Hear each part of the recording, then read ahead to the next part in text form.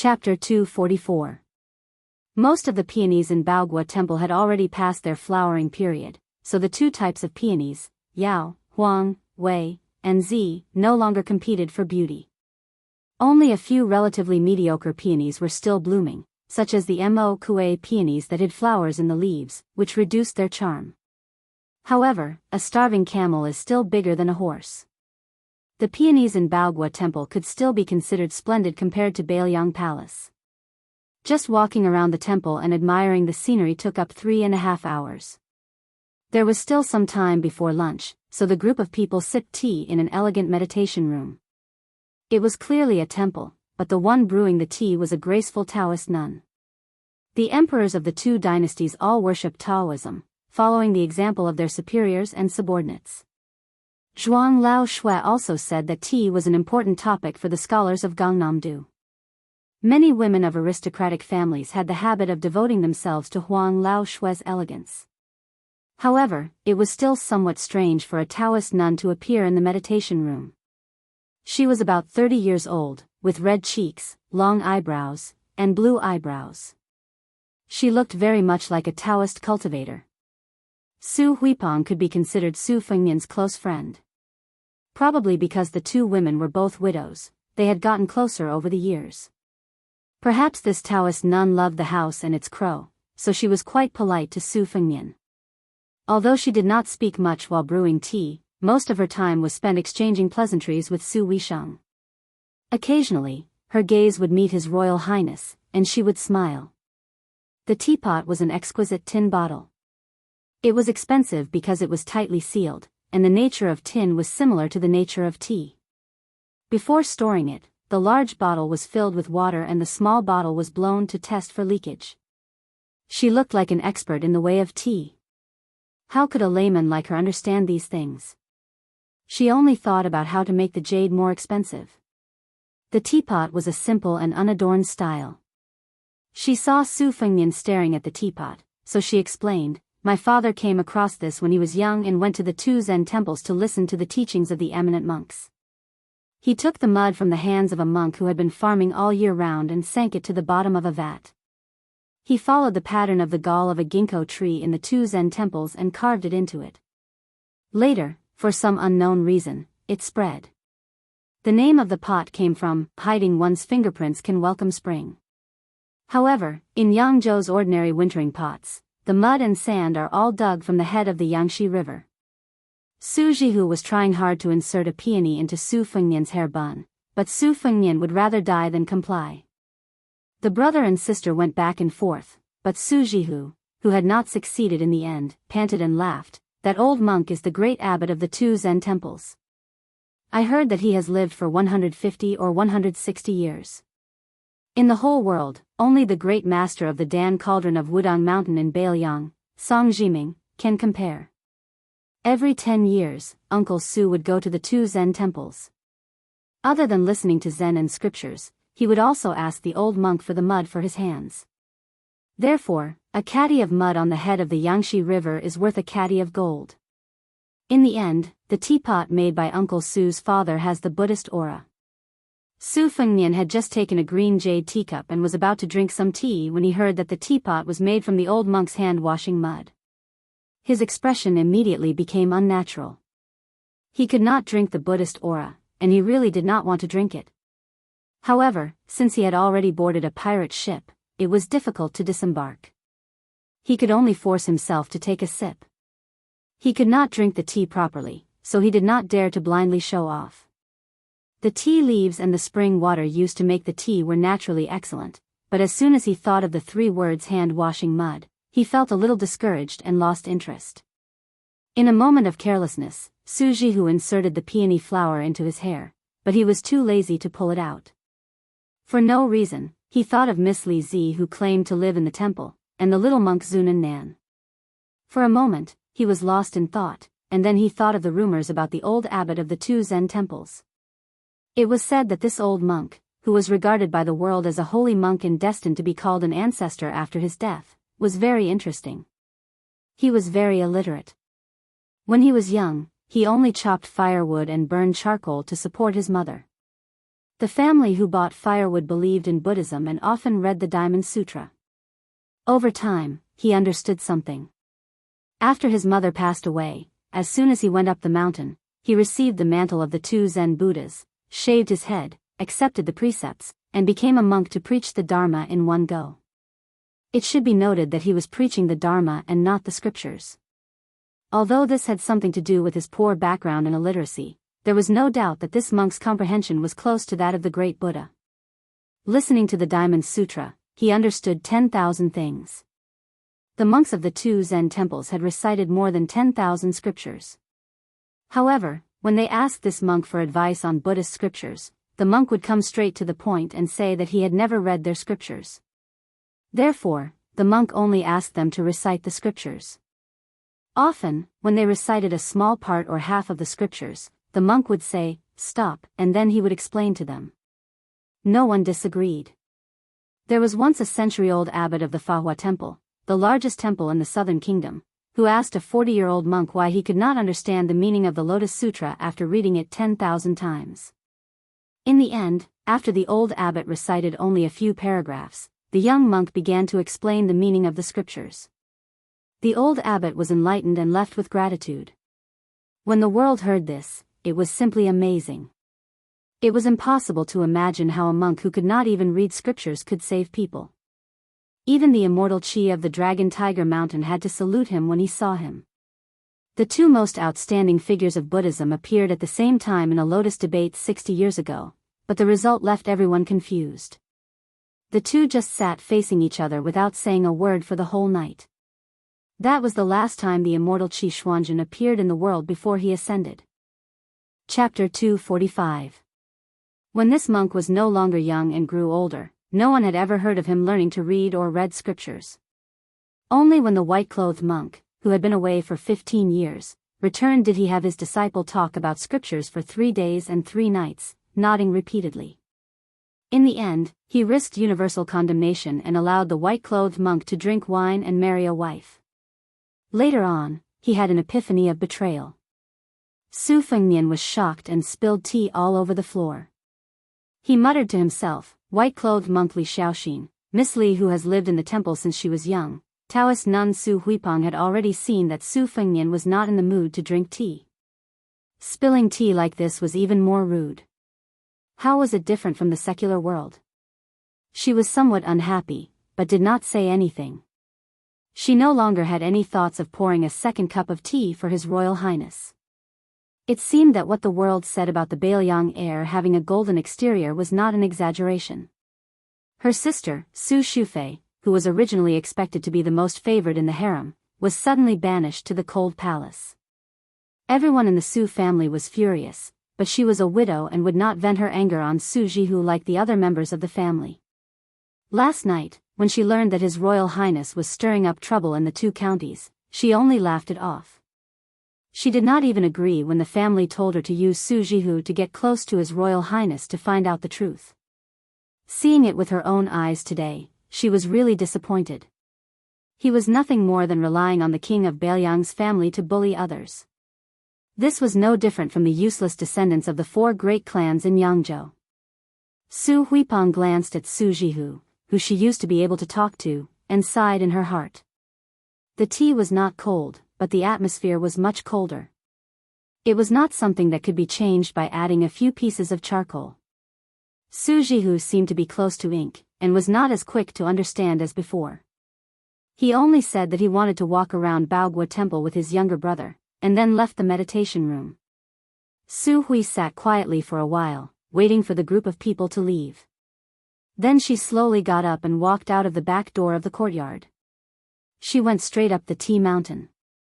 After walking for half an hour, she finally saw a bamboo building. There was a bamboo chair under the bamboo eaves. An old man with snow-white eyebrows was sitting on it. On his knees was a shikigami with snow-white fur. The old man stroked the shikigami's head and looked at the mountain in the distance. The old man stretched out his hand and Su Hui sat upright on a small stool beside the bamboo chair. Before she could speak, the old man smiled kindly and said, "You came so early. You must be very disappointed."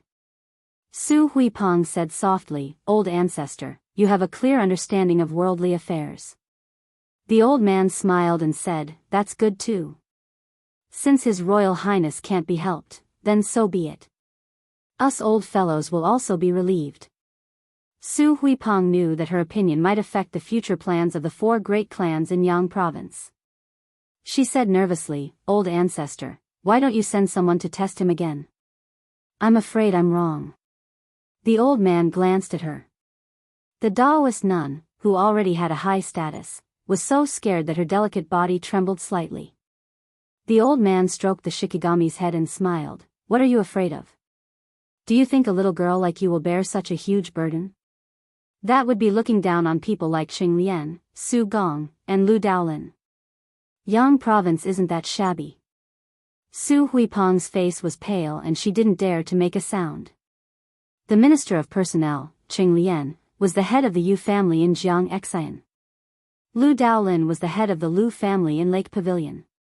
Dragon General, Su Gong. Although he wasn't the head of the Su family in Gumu, he was still a great general of the dynasty who held military power.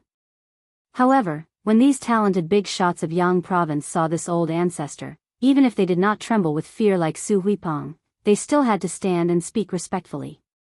The reason why Su Huipeng could sit down was not only because she was a woman, but also because she was the granddaughter-in-law of this old consecrator of Yang province. How could the foundation and power of the enormous Jiangnan scholars group be compared to the Green Party with only 100 years of foundation? Hong Jia's escape to the north was planned by the old ancestor. There was also the family traits that evaluated the ranking of the clans in the world. A total of 9 people from the dynasty participated. The old ancestor's ranking was even higher than that of the current Grand Secretary, Zhang Julu. This was because when the old ancestor was young, he was under the same master as the old Grand Secretary and the Grand Preceptor of West Chu, Sun Shiji. No matter how powerful Zhang Julu was, he still had to consider himself a junior. The old man gazed into the distance. Today's debate between kings and tyrants will probably have to pick up the wisdom of others again. Su Huipeng hesitated but didn't say anything in the end. The old ancestor was involved in the debate between kings and tyrants at the pinnacle of the past 50 years. Naturally, he had the right to say this. The old man sighed. The old Grand Secretary was lucky to have Zhang Julu surpassing him. Otherwise, with his ability, he would only be a paperhanger in the empire. He was destined to be unsuitable after the Spring and Autumn War. It's good that he died. Otherwise, he wouldn't be able to maintain his integrity in his later years. That old man's son from West Chu is miserable. In terms of reputation, the two of us added together can't compare to him. Now, among the scholars, he only loses to Su Rintu in terms of infamy. It's better for him to die. Su Huipeng only listened with an open mind. The old man heard the lion cat meow and lowered his head to look. He smiled. It's not good for that crown prince to not be able to rise. It's a good thing in the short term. In the long term, wouldn't we have lived in vain after being called old by Tang Shi Sword Immortal for so many years? Su Huipeng fell to his knees. The old man muttered, "What happened between you and Lu Baijie in the past is nothing. Get up. The ground is cold and it's not good to get cold. One has to be down to earth, but this isn't the way to do it." Su Huipeng stood up shakily and sat down again. The old man narrowed his eyes and said, "Go. Let that humble scholar meet His Royal Highness. With him coming up with plans for Biyao, he won't lose to Zhao Guangling and Su Rintu back then. This stagnant water will be revived." Su Huipeng stood up gently. The old man said calmly, "Go and recommend yourself to that crown prince. Only then can you completely sever your relationship with Lu Baijie."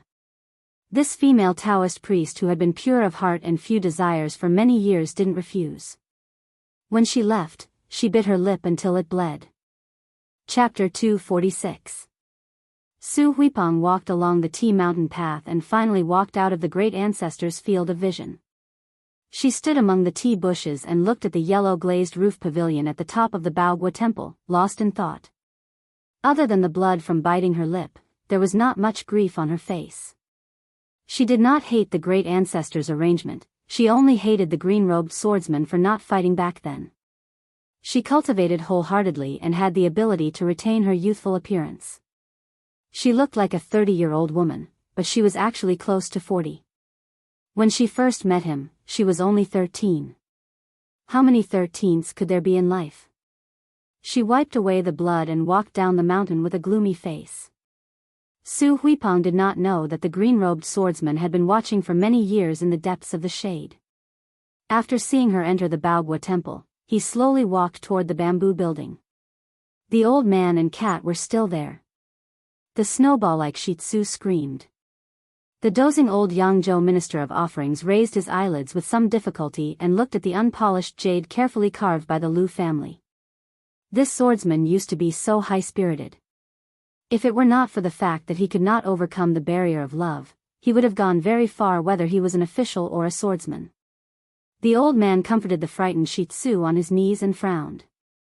He asked calmly, "Did you hear that?" Tangxi's sword fairy Lu Baijie nodded. He looked at the old man coldly with one finger on the scabbard. It looked like the ancient sword could be unsheathed at any time. With Lu Baijie's attainments in the sword evaluation, he could unsheath his sword very quickly. He did not need to show it deliberately. Of course, this was Lu Baijie expressing his position. If the old man did not take back his words to Su Huipeng, he did not mind doing another disgraceful act as Tangxi's sword fairy and not as a disciple of the Lu family. So what if you are the old master of the Jianghu family? I, Lu Baijie, have a sword in my hand and a clear conscience. Why should I care? Yu Jinkang's eyelids trembled. One of his hands was no longer stroking the snow-white Chaosi. Instead, his 5 fingers formed a claw and gripped the pet's head. However, he didn't use any strength. The Chaosi, which instinctively felt uncomfortable, didn't seem to understand.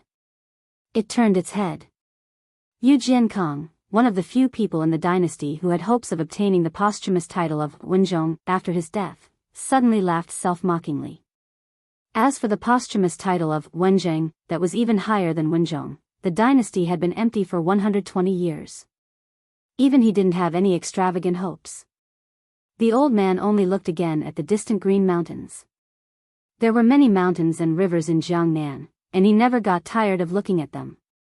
There was actually a rare hint of compromise in his light tone. He said softly, "Tangxi, you know that back then, my original intention was for you to be the head of the Lu family." Lu Daolin was also willing. Lu Baijie rudely interrupted, "I don't want to." Old consecrator Yu Jian frowned and said, "You are unwilling to marry the pearl of the Yu family, unwilling to become the head of the Lu family, unwilling to be recommended to become an official, unwilling to be a general. As a child of the Lu family, Tangxi, do you know that there are too many things you are unwilling to do that are against the rules? If you didn't slack off like this, how could the Lu family even surpass the Bo family and the Yuan family and suppress you all?" Lu Baijie was silent. Her finger no longer touched the scabbard. The old consecrator sighed and extended his hand, indicating for this junior that he had once thought highly of to sit on the stool. After Lu Baijie sat down, Yu Jiankang, who had specially rushed over from Jiangxin County to Baogua Temple today, smiled. "It's a pity that she's not a descendant of the Yu family. The juniors of my family are more than steady, but lacking in drive. They can only preserve what they have, and it's very difficult for them to revive. How would they dare to call us old fellows old farts? Even if they have resentment, they don't even dare to curse in their stomachs. At such a young age, they all have an unbearable stench of lethargy. Tangxi, do you know why I'm making things difficult for a girl like Su Huipeng?" Sword immortal Tangxi shook her head. The old consecrator picked up the Persian cat with both hands and sighed. "How is she worthy of you?" Lu Baijie smiled bitterly. "But I just can't let go of her." The old man snorted coldly. "Your father had a son in his later years, and he especially doted on you. Before he died, he even left a letter for me and Su Yinsheng. Ignoring the rules of the sect, he didn't hesitate to hand over some of his family's assets and take the risk of inviting a wolf into the house, begging us to help you become the head of the Lu family. Do you really think Lu Daolin doesn't know this secret?" I could have kept it a secret, but Su Yinxing had already revealed it to him. These past few years, Gumu has used the Lu family's influence to secretly grow stronger. The wolf has already entered the house, but you have greatly disappointed your father. It's true that Lu Daolin is a good person, but how can he take advantage of a group of treacherous people like Gumu's Su family? Let's not talk about the distant matters. Empress Zhao watched coldly from the sidelines and remembered all of this in her heart. Do you really think that Empress Zhao would be as close as sisters with that girl from the Su family? This time, the crown prince of Biyao stirred up trouble and angered the Gangnam-do scholars. The 30,000 students of the Imperial College in the capital were incited. How can your brother be safe in the Imperial College? If nothing unexpected happens, Lu Daolin, who can't do anything inside or outside, will take the blame and resign as the right chancellor. Huan Shu, who has been fighting with your brother for many years, will naturally be happy to take advantage of the situation. The Lu family's setback in the capital, in the end, isn't it Yang Zhou's loss? If not, why would I, an old man with one foot in the coffin, come here? To listen to the boring difference between a king and a tyrant? Or to be threatened by you with a sword? Sword Fairy Tang, she said calmly, Uncle, aren't you afraid of playing the lute to a cow by telling me this? It wasn't clear whether he was angry at her misfortune or lamenting her incompetence, but the old consecrator was vaguely angry. He raised his voice and said, Tang Shi, I can prevent Su Hui from doing that thing, but this time, you have to come out and share the burden of the Lu family. Otherwise, with my temper, letting an insignificant Su Hui go and embarrass the Gumu Su family all these years is just a reminder to them. Tang Shi, I'll ask you one last time. Are you willing to go to the capital to be the assistant minister of the Ministry of War? No matter how you become a fourth-rank official in the capital, I'm only asking if you are willing or not. Lu Baijie said bitterly, I only ask that you don't make things difficult for her. The old consecrator smiled slightly and returned to his usual carefree state. He said with a pleasant expression, Tang Shi, those who are closely involved can't see clearly. If you are willing to be an official, who would dare to make things difficult for her? Lu Baijie shook her head and said, even the daughter of the king of Biyao is bullied like this. She is only an abandoned child of the Gumu Su family. How can I be at ease?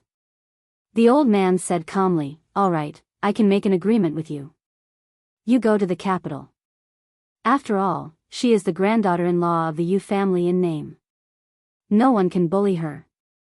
Sword Fairy Tang Shi, Lu Baijie stood up and left calmly with her hands clasped in front. The old man narrowed his eyes and leaned back in his chair. His thoughts were unfathomable. Chapter 247.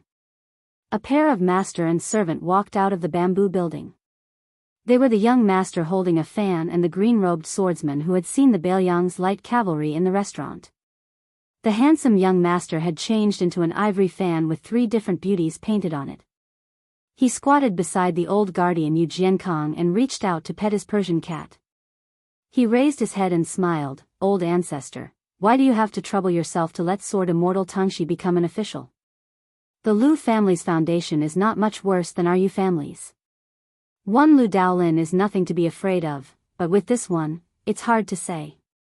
How can Lady Yuan and Lady Gumu Su enter your eyes?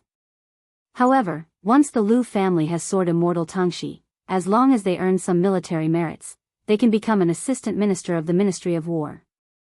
In another 7 or 8 years, with the Lu family support, it won't be difficult for them to take charge of a ministry. Compared to Lady Su Shufei, it will be more important. The old guardian smiled, Lady Su Shufei is nothing. To tell you the truth, no matter which family's woman enters the palace, she will not be a match for Empress Zhao. Nowadays, taking the path of a foreign relative is the stupidest method. Lady Gumu Su does not believe in heresy and is short-sighted. Sooner or later, she will cause trouble. However, the path of a dynasty's military and politics is very profitable. Our Gangnam-do doesn't lack scholars, but we lack people like Lu Baijie who can immediately make contributions. Whether it's in the long run or in the private sector, I will let him enter the Ministry of War. As for whether Lu Baijie can emerge from the cracks between Lame Su, Gu Jiantang, and the other vassals, we will have to take it one step at a time. With Liu Baijia's personality, he can at most become a general and not a minister of the Ministry of War. However, we can distract the Liu family, create a rift between the Liu family and the Su family, make Lady Yuan, who has been arrogant all these years, feel as if there is a fishbone stuck in her throat. We can also make the Liu family feel indebted to our Yu family. Think about it, how many can we achieve in one fell swoop? The young master held the fan with 2 fingers and smiled. 4. After pondering for a while, the young and handsome young master opened his fan and said carefully, "Ancestor, the Su and Liu families are in-laws after all. If Sword Immortal Tang Shi controls the military power in the future, it seems that he can make the imperial court fear Biyao even more."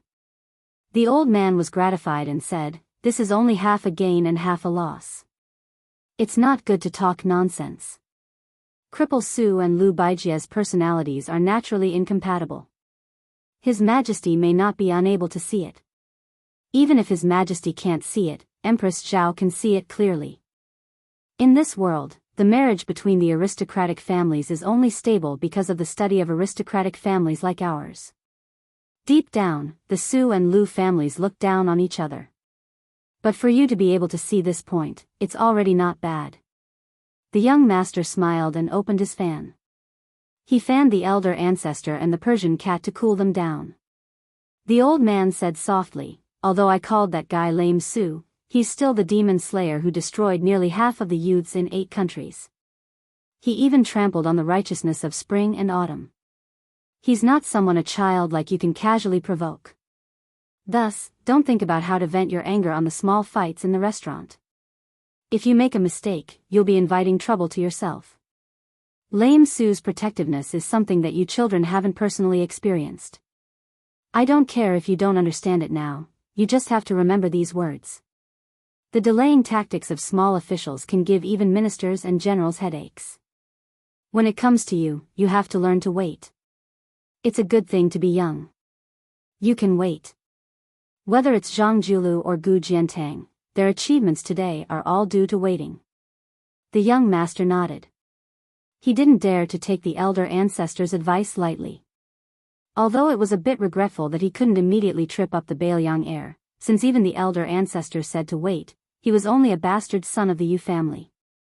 He naturally didn't dare to disobey and understood the importance of patience. At this time, Su Fengnian only brought Princess Jing'an with him as they walked and stopped in Baogua Temple. As they walked, they arrived at the foot of the crouching dragon pine outside the temple. There was shade and a clear spring. Su Fengnian sat on a rock beside the spring. He was particularly comfortable in the scorching heat.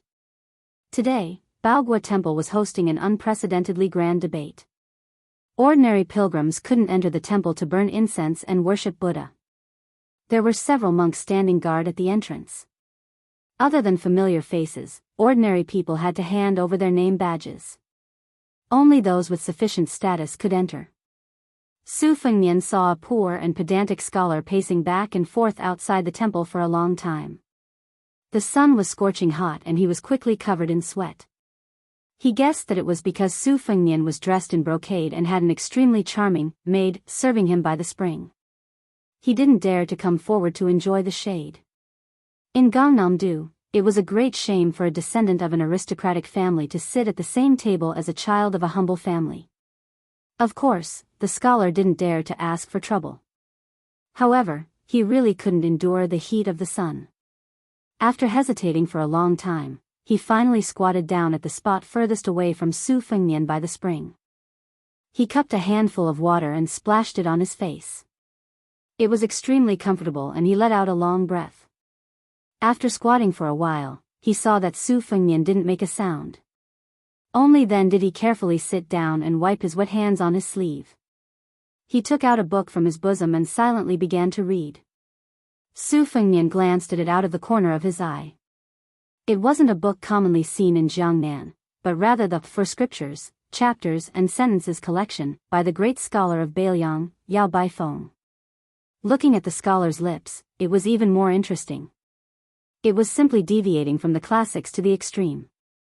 Mr. Yao's interpretation of the scriptures, based on what I have seen, may not be the saint's original edict. There are many things to consider. His words are too high, but he exerts his own will too much, overflowing the original scriptures. He has the suspicion of wanting to surpass the saint, so that he treads on empty air without substance. It is not the orthodox interpretation of the scriptures. However, compared to the meticulous Confucianism of the school of learning, there are still many lovely aspects. There is less restraint and more understanding. Su Fengnian observed the scholar's lips and felt it was very interesting. Especially when the shabby scholar closed the book and said, "I, a scholar, will be buried in the grave." He couldn't help but laugh out loud, startling the scholar. His hand trembled and the "For Scriptures, Chapters and Sentences" collection fell into the water.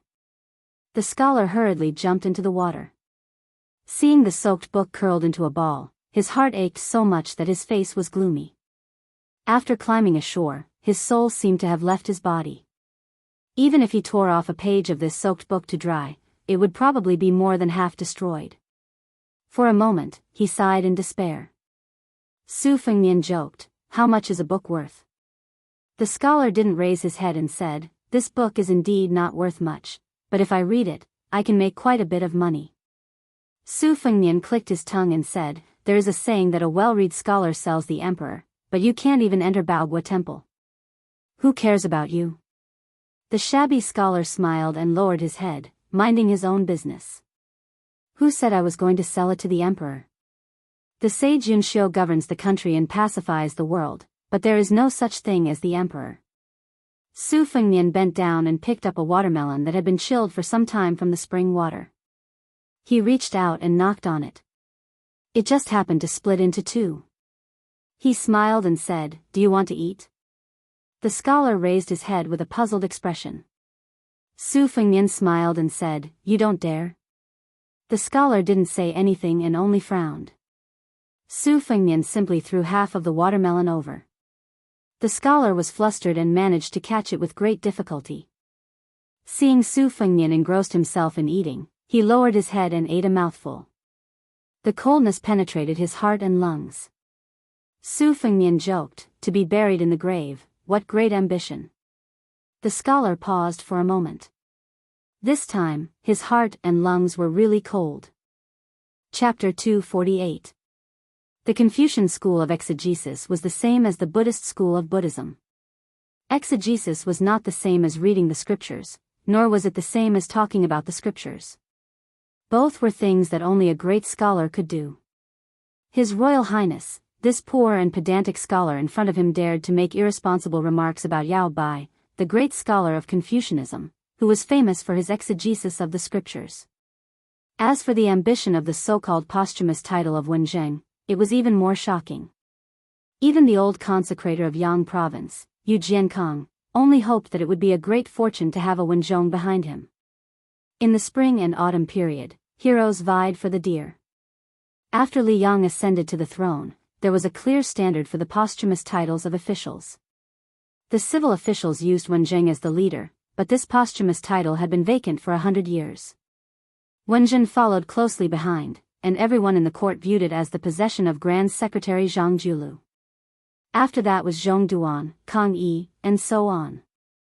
Since Wenzheng and Wenzhen did not dare to hope for it, then Wenzhong became the most popular item for the various vassals and top civil officials in the dynasty. In today's world, in order to determine the status of aristocratic families, the number and weight of posthumous titles was undoubtedly an extremely important standard.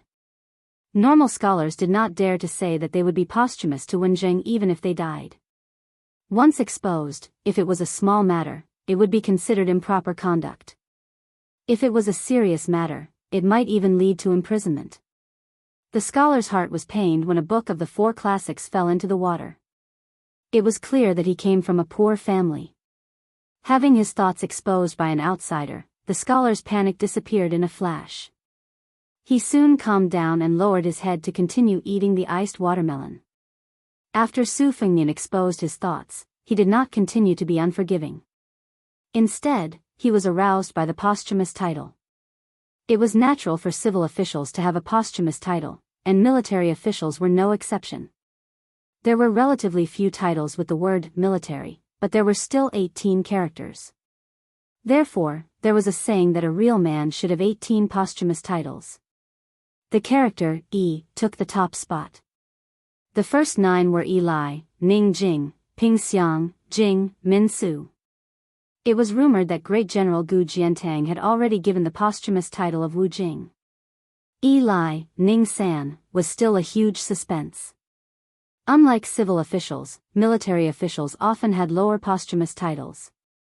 Generally speaking, it was a great honor to have one of the first 9 posthumous titles. This was related to how aristocratic families despised military officials. Of course, if a military official could have a posthumous title, it would be an even greater honor. This was only favored by those military officials who came from rich and powerful families. For example, Tengxi's sword immortal Lu Baijie was able to become an official. After her death, it was not impossible for her posthumous title to take the lead. Su Shao had never been too concerned about this. He always said that after 3 generations, it would be enough to have a passable posthumous title. This was because no matter how favored the court officials were at the time, no matter how outstanding their achievements were, it was not an exception to change their posthumous titles after death. Su Fengnian's absent-mindedness was awakened by a burst of cheers from the Baogua temple. It could be said that the debate between the kings and the tyrants had already begun. The other person was the eminent monk Yin Daolin of the Baogua temple. Shi Lin respectfully called him the motionless monk. He did not speak much, but when he spoke, he was sure to amaze the world. His 2 famous battles with Lu Yan and Lu Xianlang, the Yi Xiang Yu Jiaxing, and the 4 Books of Talents, were both held at the Baogua temple. It could be said that the reason why the Baogua temple could become the holy land of the Jiangnan Dao, other than the beautiful scenery and the borrowing of thousands of peonies from the Wei Ziyao Huang, was mainly attributed to this elegant old monk who had a good reputation and a good reputation. The other person was the eminent monk Yin Daolin of the Baogua temple. Shi Lin respectfully called him the motionless monk. He did not speak much, but when he spoke, he was sure to amaze the world. His 2 famous battles with Lu Yan and Lu Xianlang, the Yi Xiang Yu Jiaxing, and the 4 Books of Talents, were both held at the Baogua temple. It could be said that the reason why the Baogua temple could become the holy land of the Jiangnan Dao, other than the beautiful scenery and the thousands of peonies that borrowed the influence of the Wei Ziyao Huang, it was also due to this elegant old monk who had a good reputation. The other person was the eminent monk Yin Daolin of the Baogua temple. Shi Lin respectfully called him the motionless monk. Su Fengnian finished eating the watermelon and asked, "Do you want to participate in this debate? I heard that as long as you win a few, it will be more useful than obtaining scholarly honors." The scholar who had only eaten a few mouthfuls of watermelon smiled and shook his head. He said self-deprecatingly, "I was fortunate enough to participate once and was chased out after saying a few words. I don't know if I won or lost, but I probably lost. The scholar from the Yuan family who debated with me will probably be recorded as one person removed." Su Fengnian caught a glimpse of the female Taoist nun Su Hui rushing out of Baogua temple and walking straight over. He ignored her and looked at the scholar in front of him. He smiled and said, "Isn't this something to be expected? I'm guessing that you will be sitting alone during the debate, right?" The Taoist nun walked closer and said, "Your Highness guessed wrong this time." Su Fengnian had a look of realization. He said, "Sister Su brought me in?" The Taoist nun Su Hui nodded with a smile and explained, "Young Master Zhang is full of wisdom and is especially good at debating. He is original and ingenious. He once asked me to explain the advantages and disadvantages of military and political affairs to Su Gong." The general commented that he did not stick to one pattern and that it was not easy to do. Su Fengnian was slightly surprised and said, "Oh." During lunch, he chatted with his elder sister Su Jihu about Su Hui's family background. The general of Gumu Su's family, Dragon General Su Gong, was the mainstay of the family. This general, who was good at both military and political affairs, was born in a rich and powerful family. He presided over the military affairs of the 3 provinces in Gangnam-do. He had made a lot of bold and decisive reforms and tidied up the government. Su Shao thought highly of this person. Since he could be praised by Su Shao, who was known to be arrogant, he was naturally a very powerful character. As for the 6 matters that disappeared in Yangzhou, even Su Fengnian might not believe it. There was a copy in Su Zhao's study room and he circled a lot of it himself. As for how to strengthen the border defense and solve the financial problems, Su Fengnian had seen it with his own eyes, so there was no need to doubt its weight. On the way to Hutting County, he had specially asked Lu Qiu to get a copy, but he did not expect it to be written by the poor scholar in front of him. He just did not know how this child Zhang was related to Su Hui. The relationship between a woman from a rich family and a poor scholar was just a beautiful scene in a novel about a scholar and a beauty. Especially in Gangnam-do, where family status was very important, it was even more unrealistic. This was probably the reason why Wang Dongxiang's The First Snow was so popular in Gangnam-do. During the banquet, Su Jihu bluntly talked about the grudges between Su Huipeng and Lu Baijie, as well as the Lu, Yu, and Su families. It was obviously impossible for this female Taoist nun to be tired of this poor scholar. This made Su Fengnian even more curious. Could it be that this scholar was really a great talent in running a country? Born in a poor family, it was really rare for him to have a strategic vision. Su Zhao's former right-hand men, Yang Talent, Zhao Guangling and Yin Talent, Li Shan, were not poor scholars. They were real gentry families. Su Fengnian was just about to exchange some pleasantries when he found that Tang Shi Sword Fairy had also appeared. Su Hui's face immediately darkened and she turned a blind eye. Lu Baijie smiled bitterly. When the poor scholar saw this one of Lu's glittering 7 jades, he did not bow to her and seemed to be familiar with her. He took the initiative to bow to her, but he regarded himself as a nephew. This kind of arrogance would make a scholar's hair stand up in anger. Tang Shi Sword Fairy was a celestial figure, so what kind of person was this nobody? How dare he not avoid or retreat? Was he not afraid of dirtying the eyes of Mr. Lu Qi? Lu Baijie also seemed to have a good impression of the scholar. She gave him a few words of sincere encouragement before turning to look at Su Huipeng. She hesitated for a moment before saying, "I want to talk to you." Su Hui sneered and said, "Mr. Lu Qi has avoided suspicion for so many years. Why are you making an exception today?" Chapter 249. Su Fengnian and the poor scholar both automatically turned their heads. With a tacit understanding, they decided not to look or listen. This pair of man and woman, who had stirred up a great commotion in Gangnam-do, were in a deadlock. In the end, it was the female Taoist Su Huipeng who was defeated. She walked with Lu Baijie along the quiet and empty wall of Baogua Temple. Before leaving, Su Huipeng did not forget to bid farewell to His Royal Highness. Then she told the scholar that there was no harm in entering the temple to debate. She had already told Baogua Temple that no one would stop them. So there were only 3 people left by the spring. The scholar surnamed Zhang frowned slightly. Su Fengnian smiled and said, "My surname is Su and my given name is Dian Xia. Dian as in classic, Xia as in sword case. What do you think of my name?" The poor scholar smiled and said, "Dian in the case cannot cry." A good name." Princess Jing and Pei Nanwei, whose face was covered with a veil, could not help but roll her eyes. Su Fengnian asked, "Since you have permission, why don't you go in and listen to the debate? As for me, I'm just an idiot. Since Sister Su said that your talent is not ordinary and I want to bask in your glory, I'll sit with you." The scholar asked in return, "Sitting with me, aren't you afraid of being laughed at by the scholars and celebrities?" Su Fengnian smiled strangely and did not answer. Instead, he turned his head and asked Princess Pei, "Tell me, am I afraid?" Princess Jing, who had suffered a lot along the way, did not dare to ignore the question.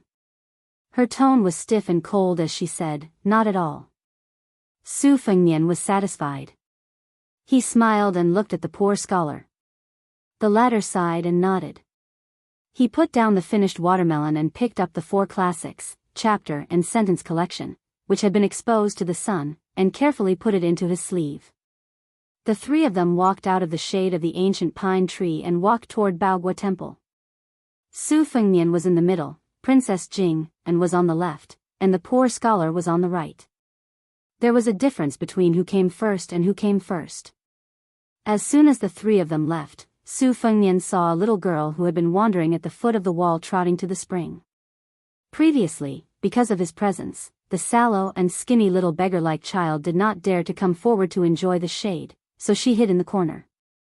After the three of them left, she finally gathered her courage and went to the spring under the tree. First, she lifted the two halves of the watermelon and placed them on a rock by the spring. But when she inadvertently met eyes with Su Fengnian, the little girl in ragged clothes turned pale and quickly put the watermelon back to its original place. Seeing that this rich and imposing child was not angry, she timidly squatted under the tree. The scholar was afraid that this aristocratic scholar, who was familiar with Tang Shi Sword Fairy and Su Huipeng, would be unhappy, so he said softly, "This child is pitiful. She begs for a living and depends on her paralyzed grandfather. If it weren't for her, the old man would not have survived last winter. I taught her some words so that she can use some tricks when begging. Alas, her grandfather must have fallen ill again. Otherwise, she would not have come to Baogua Temple to pick up copper coins. She doesn't dare to pick up too much each time. It's only a few copper coins, enough to buy half a basket of steamed buns, but it's enough food for her and her grandfather for several days." As for the watermelon, Su Fengnian said expressionlessly, after slicing the watermelon rind, "It can be fried as a dish." The poor scholar nodded after a moment of shock, yes. It must have been the first time Princess Jing'an had heard that watermelon rind could be used to cook a dish. She unconsciously glanced at the little girl. The debate between Baogua Temple's Wang and Ba attracted many Gangnam-do scholars. Those who had the qualifications to participate in the grand occasion had already entered the temple and taken their seats. There were also many ordinary scholars who did not have the qualifications to join in the fun and could only wander around outside the temple. The area under Wulong Pine Tree was a treasured land of feng shui. It was originally occupied by Su Fengnian. His Royal Highness was a dandy who did not need to speak and had a domineering arrogance.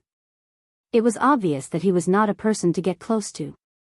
In addition, he came from the temple, so the scholars outside the temple could only stand far away.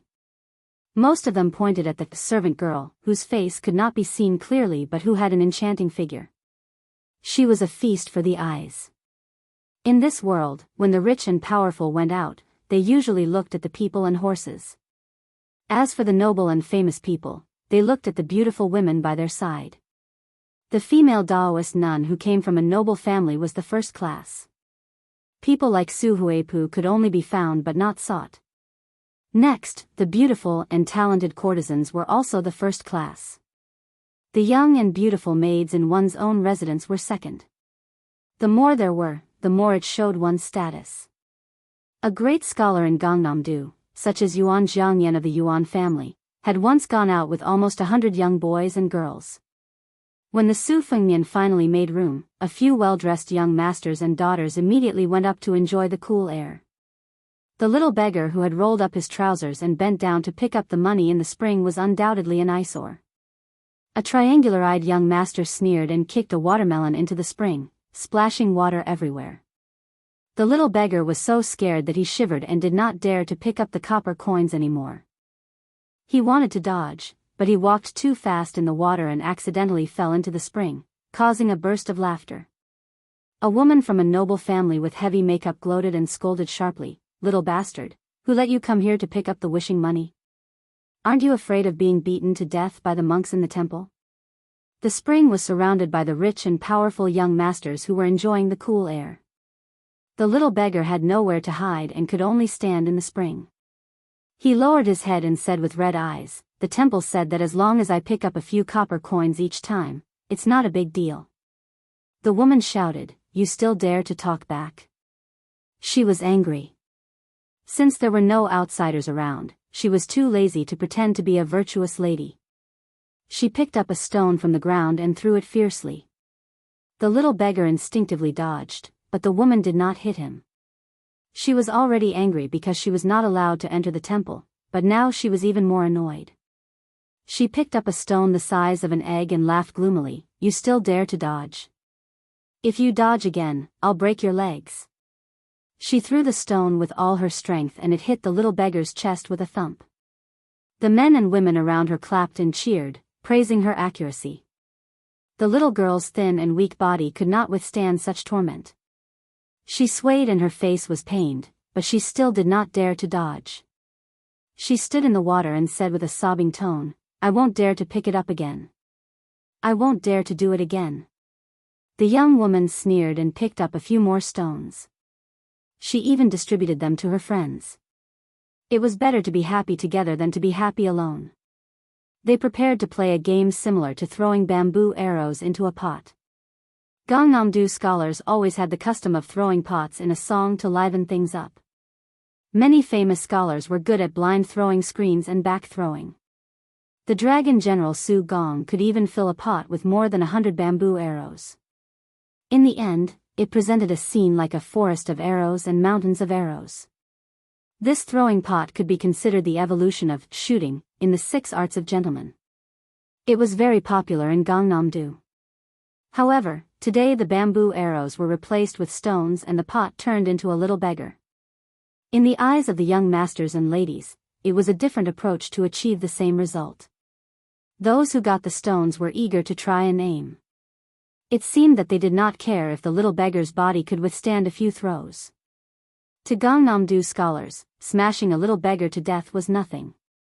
The poor scholar, who already had one foot in the door of Baogwa Temple, apologized and ran back. He angrily said, "Stop." With this roar, the foppish young masters and ladies were stunned. However, it was only for a moment. They looked at each other and laughed, no longer paying attention. The 2 impatient young masters instead increased their strength and threw stones at the little beggar in the water. One hit his chest and the other hit his arm. The little beggar bit his lip and did not dare to make a sound. He only crouched in the cold spring water that reached his knees and curled up. Where was the human heart not colder than water? However, the little beggar, who was in extreme pain, still squeezed out a pale smile. He said to the poor scholar who stepped forward bravely, "Brother Zhang, it's okay. It won't hurt after a few hits."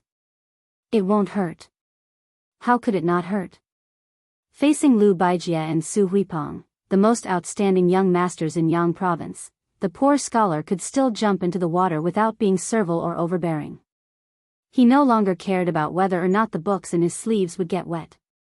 He stood in front of the little beggar to protect him. His face was mournful. Looking at this group of gentry men and women who relied on their families for their entire lives, there was no greater sorrow than a dead heart. He did not even question them. The arrogant woman who started it all had a face of disdain.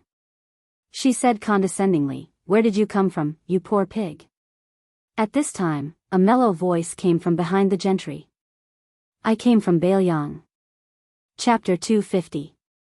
In Gangnam-do, the scholars formed a forest, and the commoners from the poor families relied on the scholars to grow trees and weeds. Cutting down a few bad trees and weeds was not a big deal. However, the scholars from the big families were proud of their status and did not deliberately target the commoners. They probably felt that it was beneath their status. However, the disciples from the Renmin and the Li sect, who were a notch higher than the poor families, were particularly bad. They spared no effort to show off their status. The young masters and daughters from the Baogwa temple who made things difficult for the little beggars belonged to the category of neither high nor low. They wagged their tails and begged for pity. The noblemen's farts were fragrant. However, when they squinted at the people below them, the commoners would feel that they were vulgar even if they wrote a real beautiful article. Needless to say, these 2 groups of people had excellent eyesight. They were able to see through the poor scholar's family background with a single glance. Of course, they were unscrupulous. However, when they turned around and saw the young man who claimed to be the crown prince, they were somewhat apprehensive. After all, the tailoring and texture of his luxurious clothes, as well as his superior aura, could not be faked. The heir was a title that only the legitimate sons of the kings and dukes in ancient times could have. In the past 500 years, the noble families gradually took control of the government. It was only then that it became more widespread. The descendants of the kings and the legitimate sons of the big families could be called heir. In Gangnam-do, the descendants of generals were the descendants. Other than the children of General Su Gong, no one dared to go out with a sword. Moreover, General Long Xiang was originally from the Gu Mu Su family and was not an orthodox family of generals. Gangnam-do advocated feather fans and silk scarves, and ox cart wielders. They did not like the swords and sabers that were used by low-level rangers. Then, who was the heir in front of them? For a moment, they were a little uncertain. After all, this unbelievably handsome guy was talking and laughing with Mr. Tang Shi and Miss Su. No matter how they guessed, he could not be an ordinary person. But then again, if his family was really extraordinary, why would he hang out with the poor scholar in the spring? Heir. In Gangnam-do, there were more than a pair of hands who were qualified to be called heir. However, they had never heard of any heir who liked to carry a sword. Did he come from Biyao? Was he born in the wild Biyao, or had he just returned from his travels? The woman who was the first to make trouble for the little beggar felt her eyes brighten. She had no time to think about it. She sighed inwardly, what a handsome child. He's so good-looking. It would be even better if he didn't wear a saber so rudely. She secretly let go of the stone in her hand and threw away the stone in her hand. She looked coquettishly at the unfamiliar heir, who was walking towards her.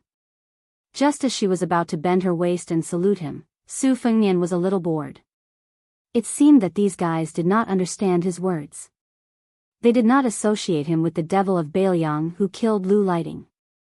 Otherwise, this woman would not have the guts to flirt here. Gangnam-do was different from Baliang, where only he could call himself heir. A heir was not that valuable. If the eldest legitimate son of a big family called himself heir, no one would chase after him. In Baliang, if anyone dared to do so, they would have been visited by Su Fengnian with his servants and dogs. Su Fengnian smiled and slowly pulled out his saber. He was about to kill.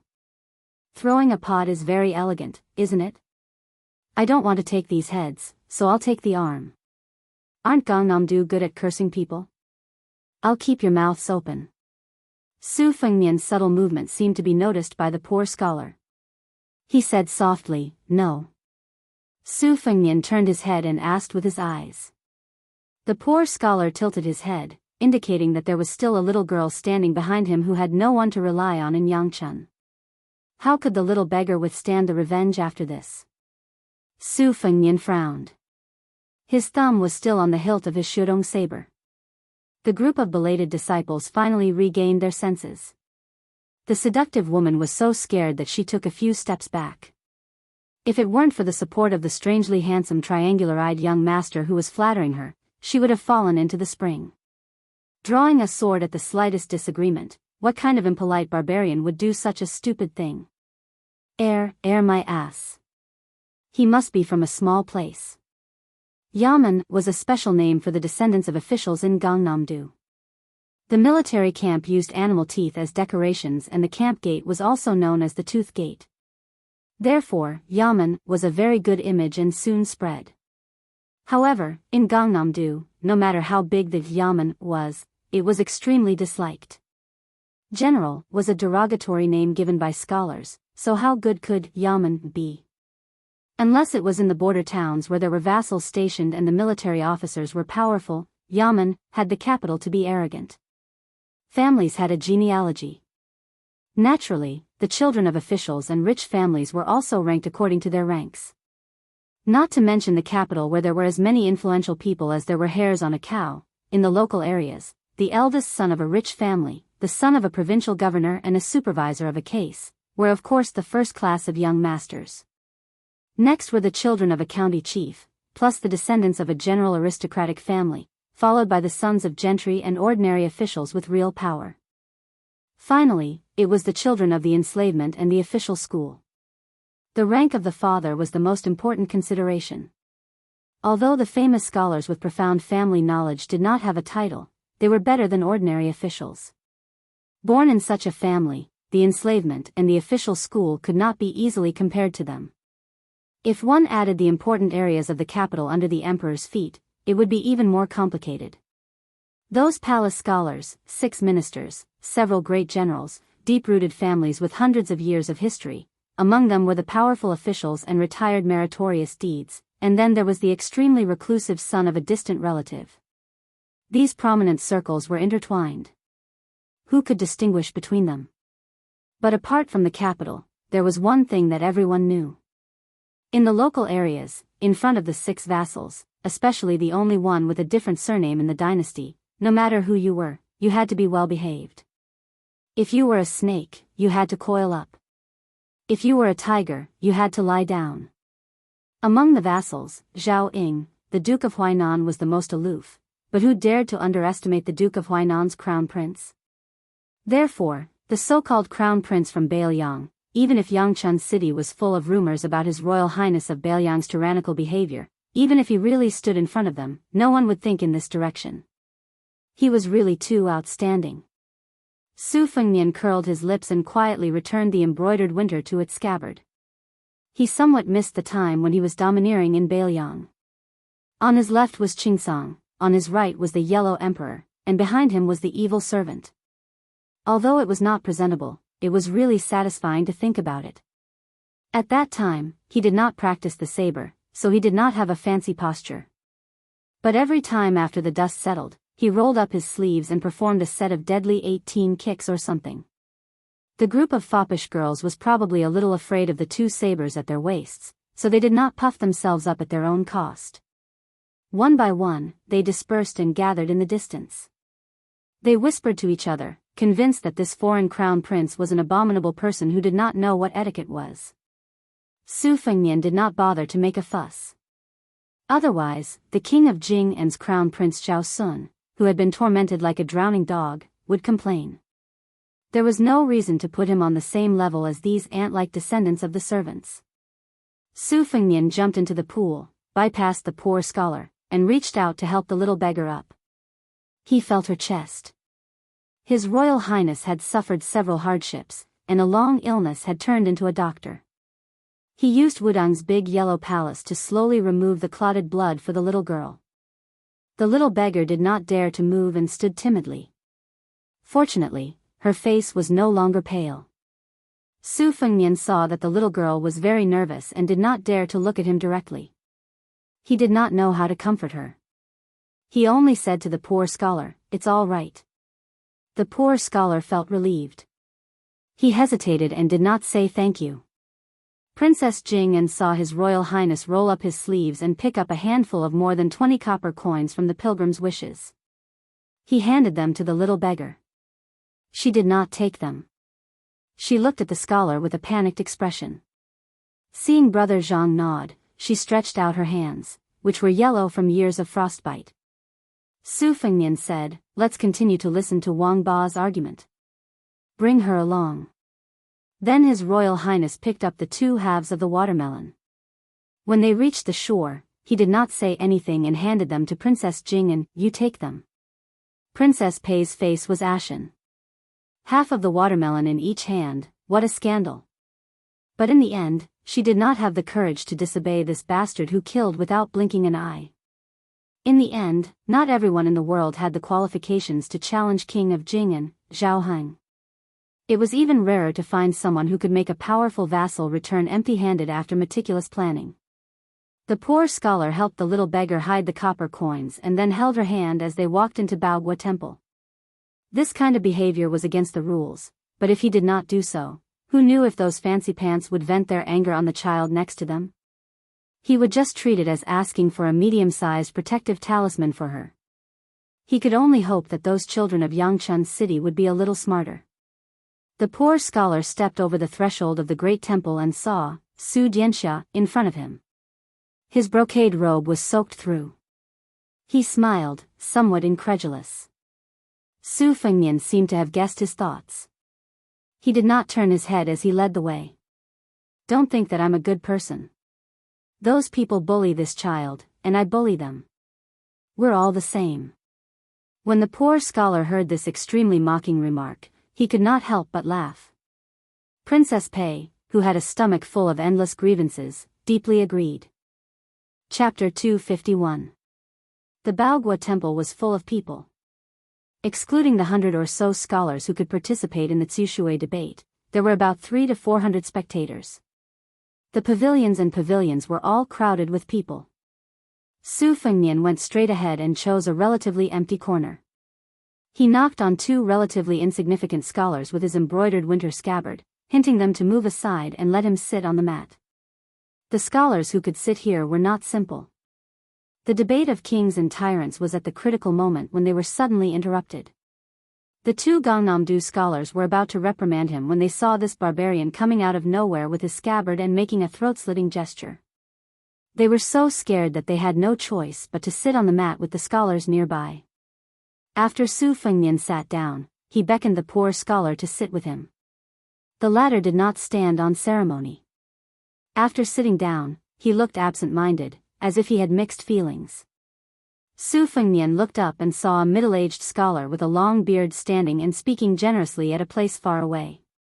He was tall and slender, with 3 strands of beard floating in the air. He could be called a bearded man. Almost every sentence he spoke drew cheers from the audience. His cadence was very infectious. Every time he paused, there was a gap for the audience to clap. Obviously, he was an experienced scholar. Su Fengnian was not interested in the debate of kings and tyrants, nor was he good at it. Naturally, he did not feel anything when he heard it. On the contrary, the poor scholar sitting cross-legged closed his eyes and murmured to himself, "Righteousness, profit, kings and tyrants, the sages of the previous dynasty did not have a deep understanding of it.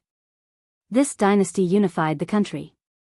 First, the 2 chancellors of Shangyin Academy distinguished the natural order and human desires. Later, the Yao, Lu, and Zhu families each had their own opinions. Only then did the truth come to light, so we scholars did not fall into the clouds and mist. Yuan Honghu considered himself a refined scholar who respected the king and the despicable tyrant. He criticized the use of both righteousness and profit. He believed that this kind of attitude would only destroy the foundation of Confucianism. In the end, he abandoned the way of the king and respected the way of the tyrant, and then fell into the way of the legalism. Su Fengnian was a layman, but he could still get the gist of it. He turned around and asked, "Is this person trying to reason with the heavens and think that Wang Ba is different?" The poor scholar opened his eyes and nodded. He sighed and said, "Yuan Honghu has always insisted that the prosperous era of the ancient times was the prosperous era of the king. The current prosperous era of the dynasty is just the decline of the tyrannical era. He believes that the people of the world are too ambitious. This trend cannot be allowed to grow, or else a great disaster will befall." Su Fengnian smiled and said, "Aren't you afraid that Beijing will be angered by your words?" The poor scholar shook his head and said, "I don't know if what I said is right or wrong. It is indeed from the bottom of my heart. Let's not talk about whether the imperial court will mind. How can a scholar keep quiet because of this?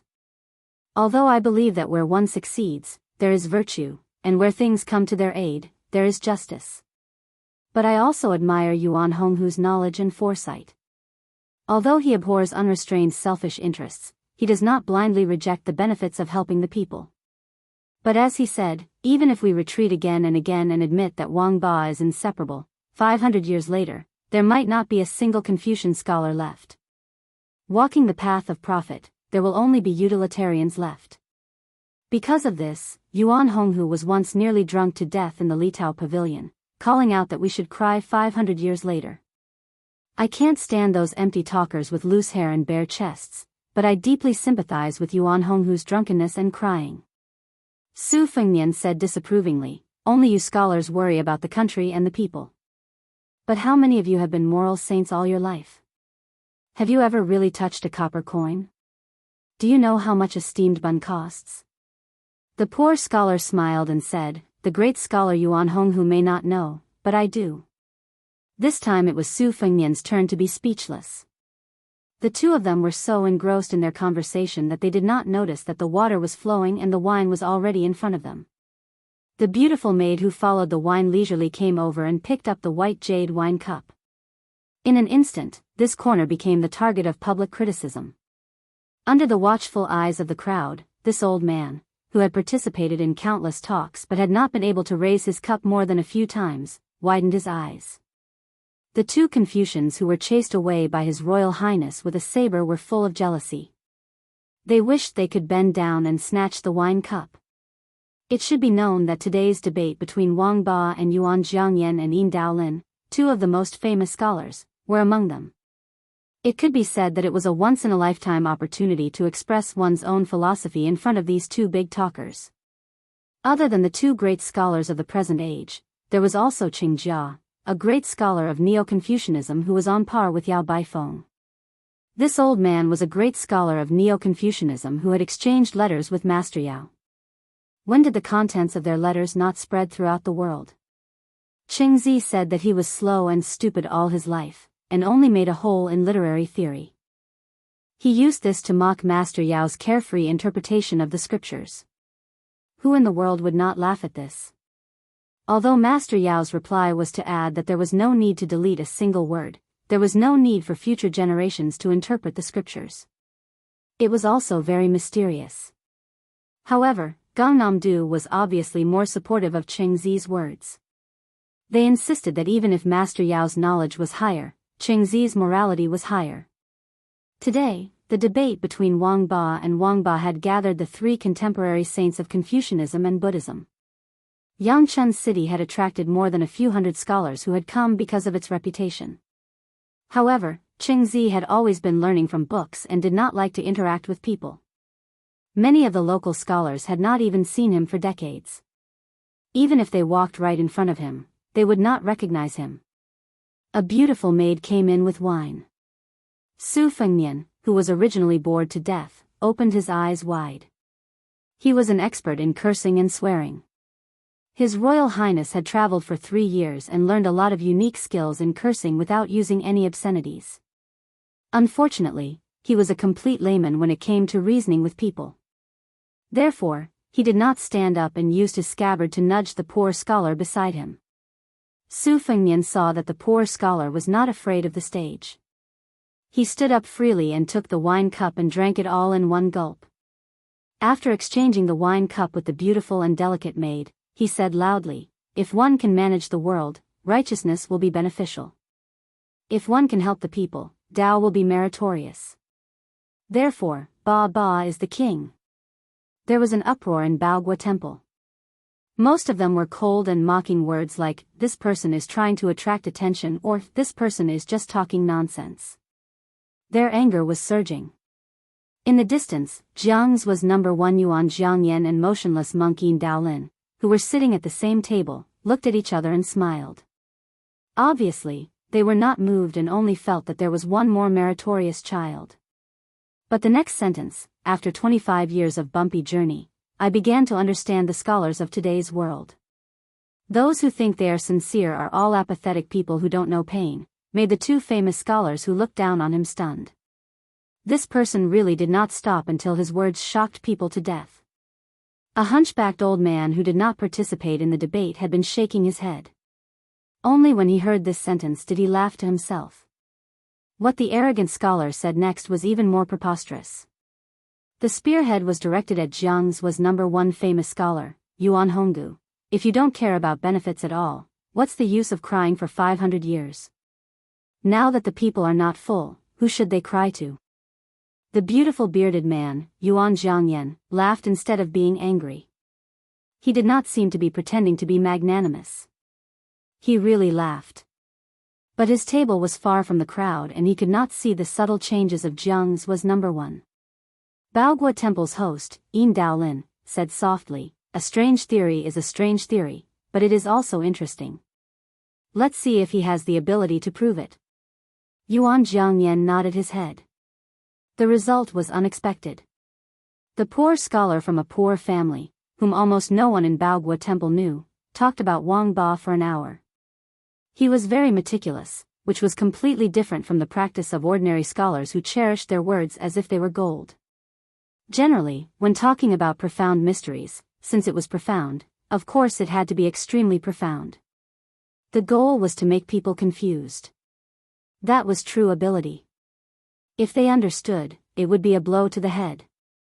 If they did not understand, who would care about them? If a profound talk was strict and logical, wouldn't it be very boring?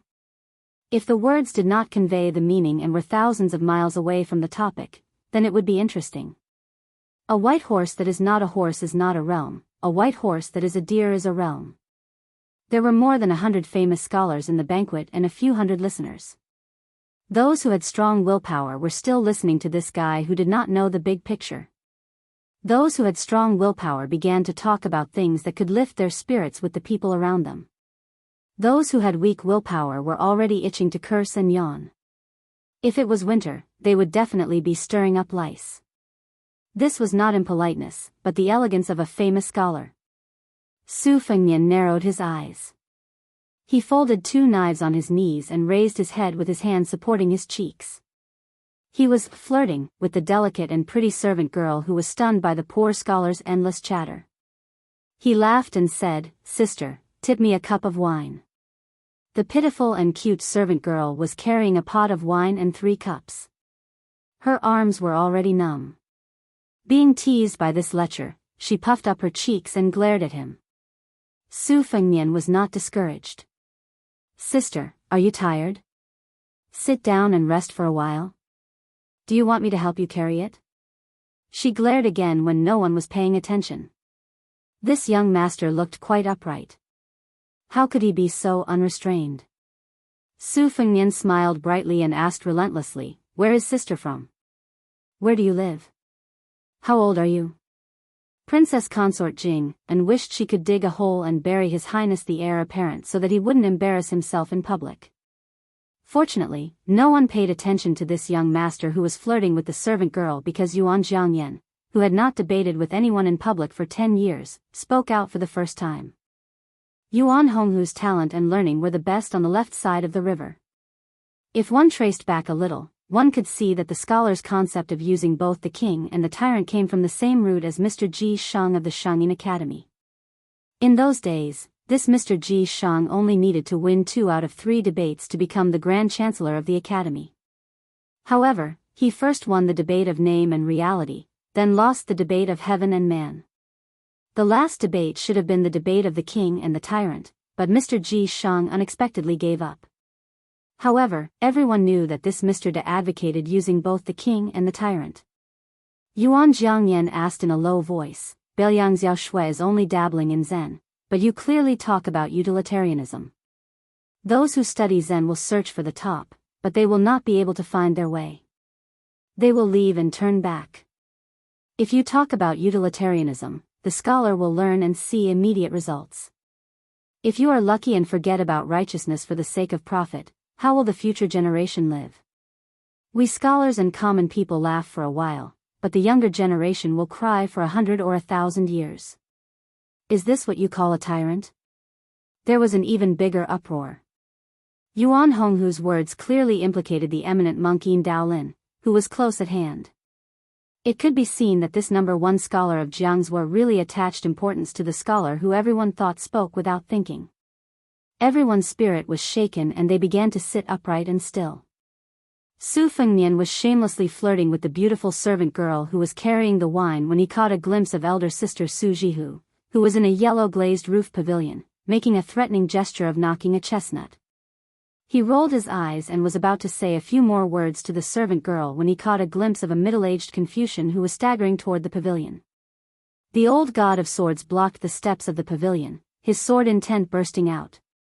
Even when facing the Su of Gojoseon, Wu Luding, he had never shown this kind of attitude as if he was facing a great enemy.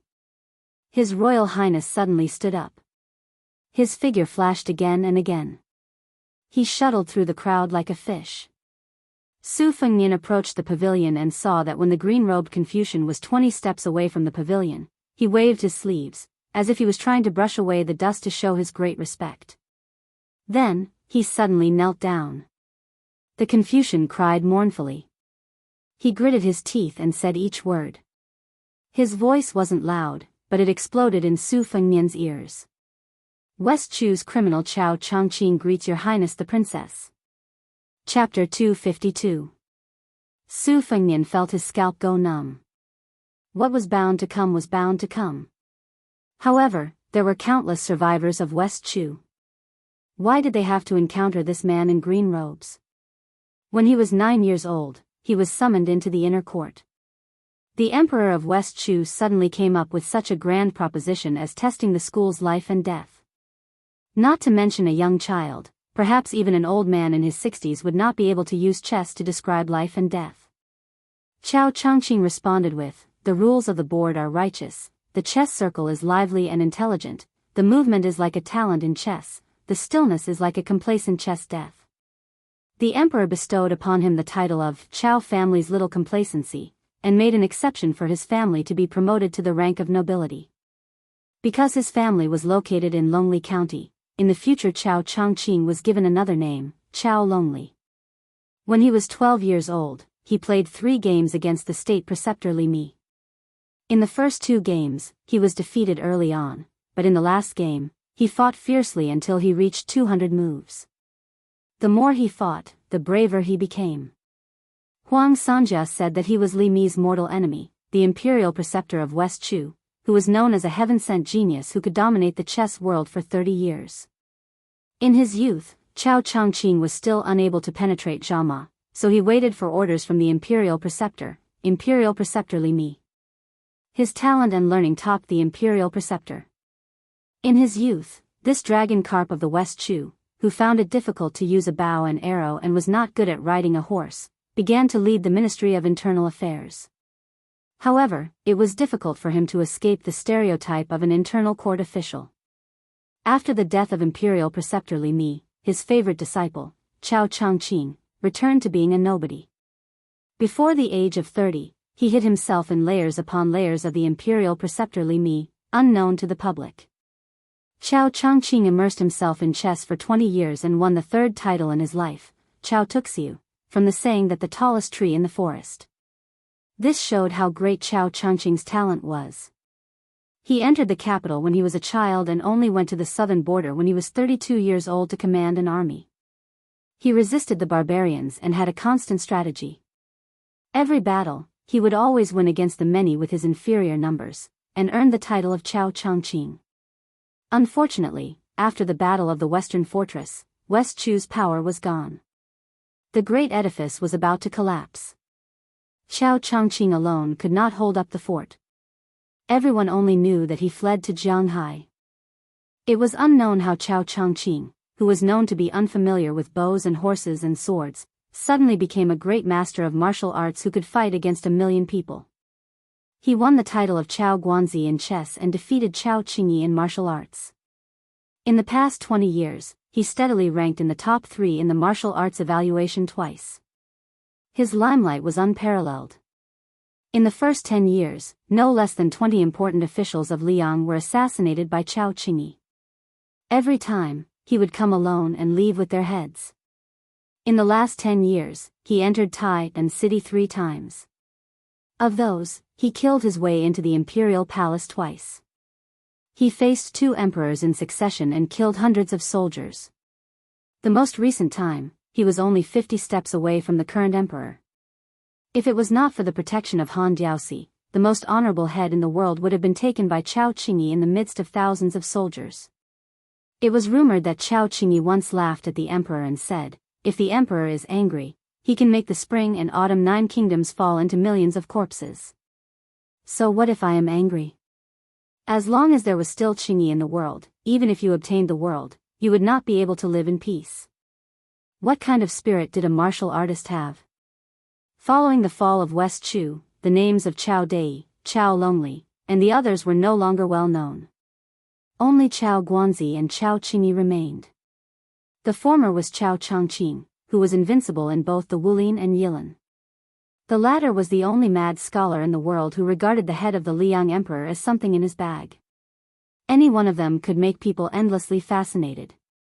And this old minister of West Chu, who was rumored to only wear plain clothes and not be good at playing classical music, was now kneeling in front of the pavilion, kneeling in front of the fallen princess. Heaven, earth, king, parents, and teacher, his clan had long been destroyed along with the country. His benevolent teacher Li Mi had long passed away. Now, other than the heaven and earth, which had existed for eternity, who else was worthy of Chao Changqing's kneeling? The answer was right in front of his eyes. Su Fengmian could not figure out how this Qingyi could see through Jiang Ni's identity at a glance. Was it that mysterious and obscure fate that revealed the secret of heaven? Or was it that the little mud man's appearance was too similar to the parents of the Emperor and Empress of West Chu? But these were not important. For His Royal Highness, the most important thing was to consider whether or not they could stop Chao Qingyi, who was widely recognized as a traitor. He and the halberd Ningame estimated that facing this famous top 3 grandmaster would be similar to facing the 11th ranked Wang Mingyin in the Marsh of Reeds. They could only stall for time. In the end, it would depend on whether or not the old god of swords, Li Chungang, could do his best. The problem was that the agreement between the old man wearing the sheepskin fur coat and Su Shao was only to guarantee that His Royal Highness would not die. From the perspective of the old god of swords, he could not wait for the little mud man to escape from the confinement of Biyao Palace so that he could practice swordsmanship with him. How could he be willing to fight to the death with Chao Guanzi? In the pavilion, Su Jihu narrowed his limpid eyes. His expression was somewhat gloomy. Yangzhou's Yangchun city had gathered no less than 1,000 foreign scholars in Huding County's Baogua Temple alone. Just in Baogua Temple, there were hundreds of famous scholars from Yangzhou's aristocratic families. This kind of meticulous planning undoubtedly came from those old masters. They were just waiting for his brother to provoke the Gangnam-do scholars again so that they could respond to his call. It was true that Lu Lighting, who had the support of a concubine in the palace, could not stir up any waves. However, if the Jiangnan scholar group's entire counterattack was echoed by the 30,000 students of the Imperial College, it would be like countless vats of saliva that could drown someone. If at this time it was revealed that Baoyang had secretly kept the West Chu princess, presumably no matter how much Su Shao ignored the ritual, he would have a headache. Su Jihu glanced at Jiang and I, whose face was as white as snow. His brows relaxed and he stretched lazily. He was calm and unruffled in the midst of chaos. He quietly waited for the situation to change. This kind of dead end, he would leave it to Feng Yan to break it. Was it not enough to carve out a winning hand over 10 years? Chapter 253. Although there were no outsiders around the pavilion, after Chao Chongqing arrived, he still attracted some curious gazes from afar. Su Jihu quietly instructed Ningame to disperse some of the famous scholars from Yangzhou who were trying to get close. She sat close to Jiang and I. If that terrifying middle-aged man in green wanted to harm her brother, she could use the dead princess beside her as a hostage. Su Jihu still had some true affection for Jiang and I. What happened in the past was not all fake. Of course, there was also the intention of going against her sister, Su Weisheng. Su Weisheng bullied her badly, so Su Jihu deliberately doted on Jiang and I. The two women's personalities were really not like biological sisters. Jiang and I was not His Royal Highness. Since she was young, she had been living under someone else's roof in Baoyang Palace. No one taught her how to live. She could not learn the ways of the world to wear a mask and pretend to be polite. After being scolded by the servants and maids of the palace or secretly pinched until her skin turned purple, no one complained. She would only follow her feelings and bear a grudge against His Royal Highness, who was always cynical and always smiling in front of her. Looking at him, she hated him. Who else could she hate if not him? With regards to West Chu, the empire and dynasty whose territory was once larger than Liang, her memory had long been blurred. Many times, lying on the cold bed in the palace, it was already very difficult for her to remember the warm faces of her father and mother. Thinking about it made her want to cry. As for the lofty and magnificent palace of the imperial family, it was even more out of her reach. She also did not want to think about it. Every day when she woke up, she only needed to think about the trivial matters of tiredness. Where would there be a princess with frostbite on her hands? When Jiang and I heard the words of the green-robed scholar, it was as if she had heard a bolt from the blue. She was so frightened that she retreated a few steps. Immediately after, she saw the old god of swords blocking the stone steps. She was even more at a loss. She leaped over old Manly, whose back was as straight as an ancient pine tree, and then over the middle-aged scholar who was kneeling on the ground. She saw His Royal Highness and the perished princess whose palms were covered in sweat. She was muddle-headed and absent-minded. It should have been her heroic moment to raise her eyebrows and blow off steam. Instead, she was in such a dispirited state. It was really going to chill the hearts of the West Chu scholars. In these 20 years, other than a few groups of West Chu scholars who had collectively migrated to the north like Hongjia, the number of people who stayed in their homeland and refused to become officials and who died because of the heroic words written by the poet numbered more than tens of millions. How could she be worthy of these pillars of West Chu who had generously sacrificed themselves time and time again? Fortunately, she only needed to face Chao Changqing at the moment. Not only was this outstanding scholar not angry at the little princess's loss of self-control, when he lowered his head again and again, he sensed the heartfelt fear in Jiang and I, whose real name was Jiang Si. He did not feel disappointed, only indignation and self-blame that could not be clearly explained. Chao Changqing, whose scholarly elegance was more outstanding than any other celebrity in Gangnam-do, did not get up. He remained kneeling on the ground with his hands on the ground. Others could only see that his temples were already white, but this did not diminish the unparalleled elegance of the distinguished scholar Chao Changqing. Thinking of his bumpy life, it added even more to this West Chu's leading official's demeanor as a first-class scholar. There was a son of the Chao family who was the proudest. At the age of 32, he led an army out of the capital. In the end, he played chess with the emperor. The great eunuch, who had the power to overturn the palace, personally took off his boots for the chess piece. The imperial uncle of West Chu personally poured wine for the two of them. Chao Changqing slowly raised his head. With tears in his eyes, he looked at the princess who was just a lively little girl in his memory. He had once held her little hand. In the Wanchong Palace, he threw chess pieces into the chess pieces, arranged the troops, and gave pointers to the emperor. Chao Dai did not seek riches and honor, he only sought the smile of the beauty beside the emperor.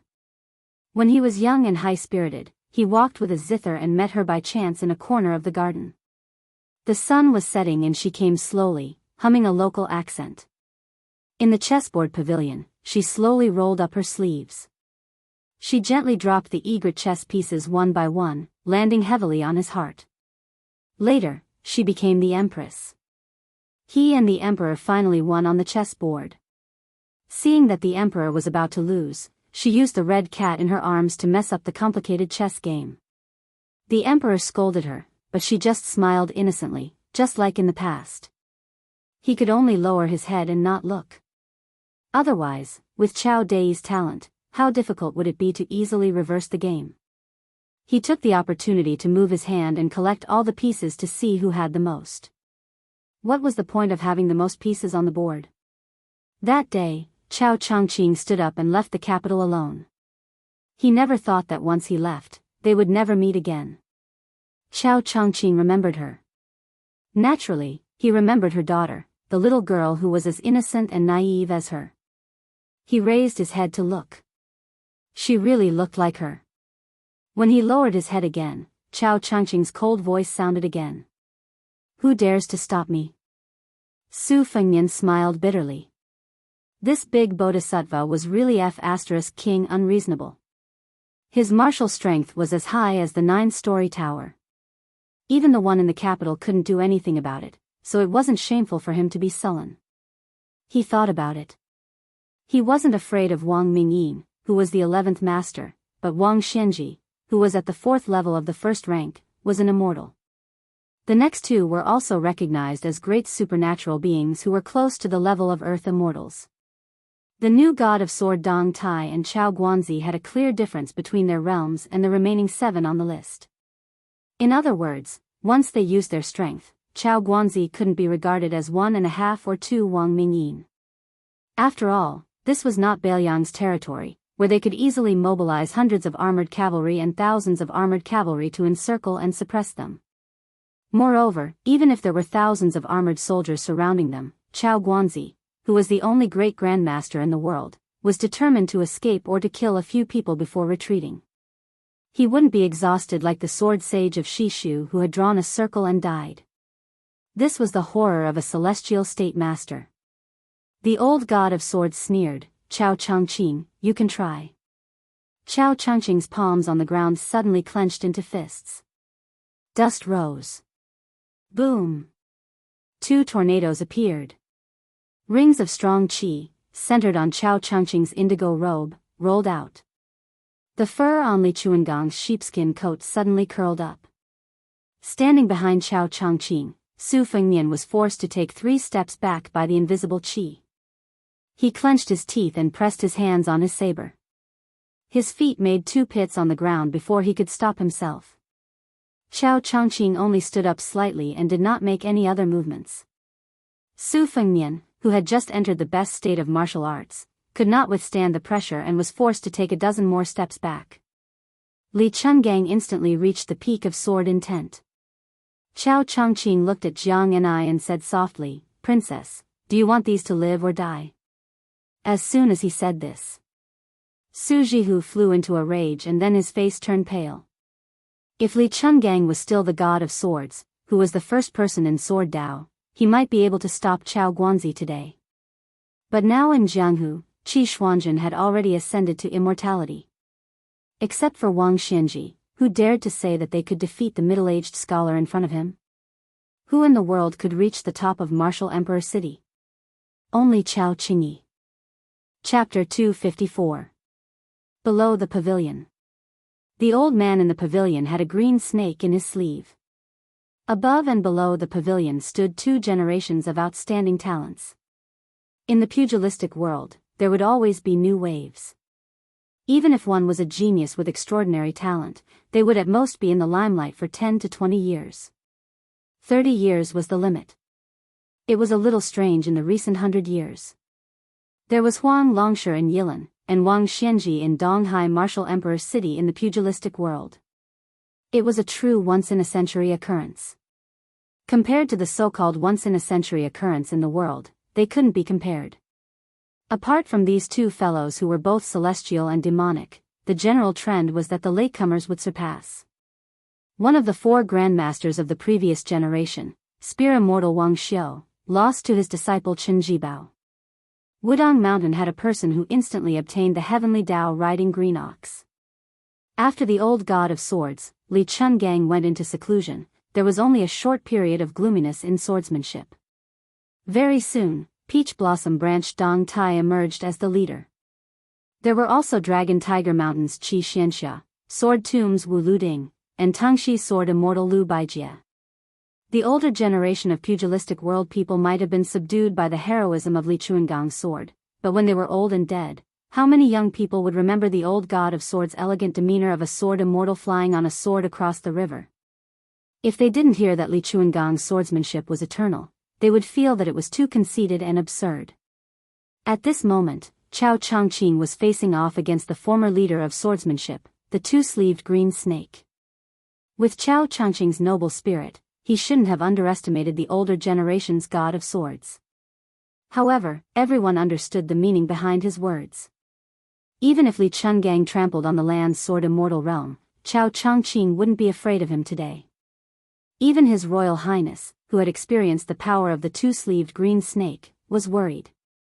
He was afraid that old man Li, who was old and missing an arm, would not be able to compete with Chao Guanzi, who was at the peak of his cultivation.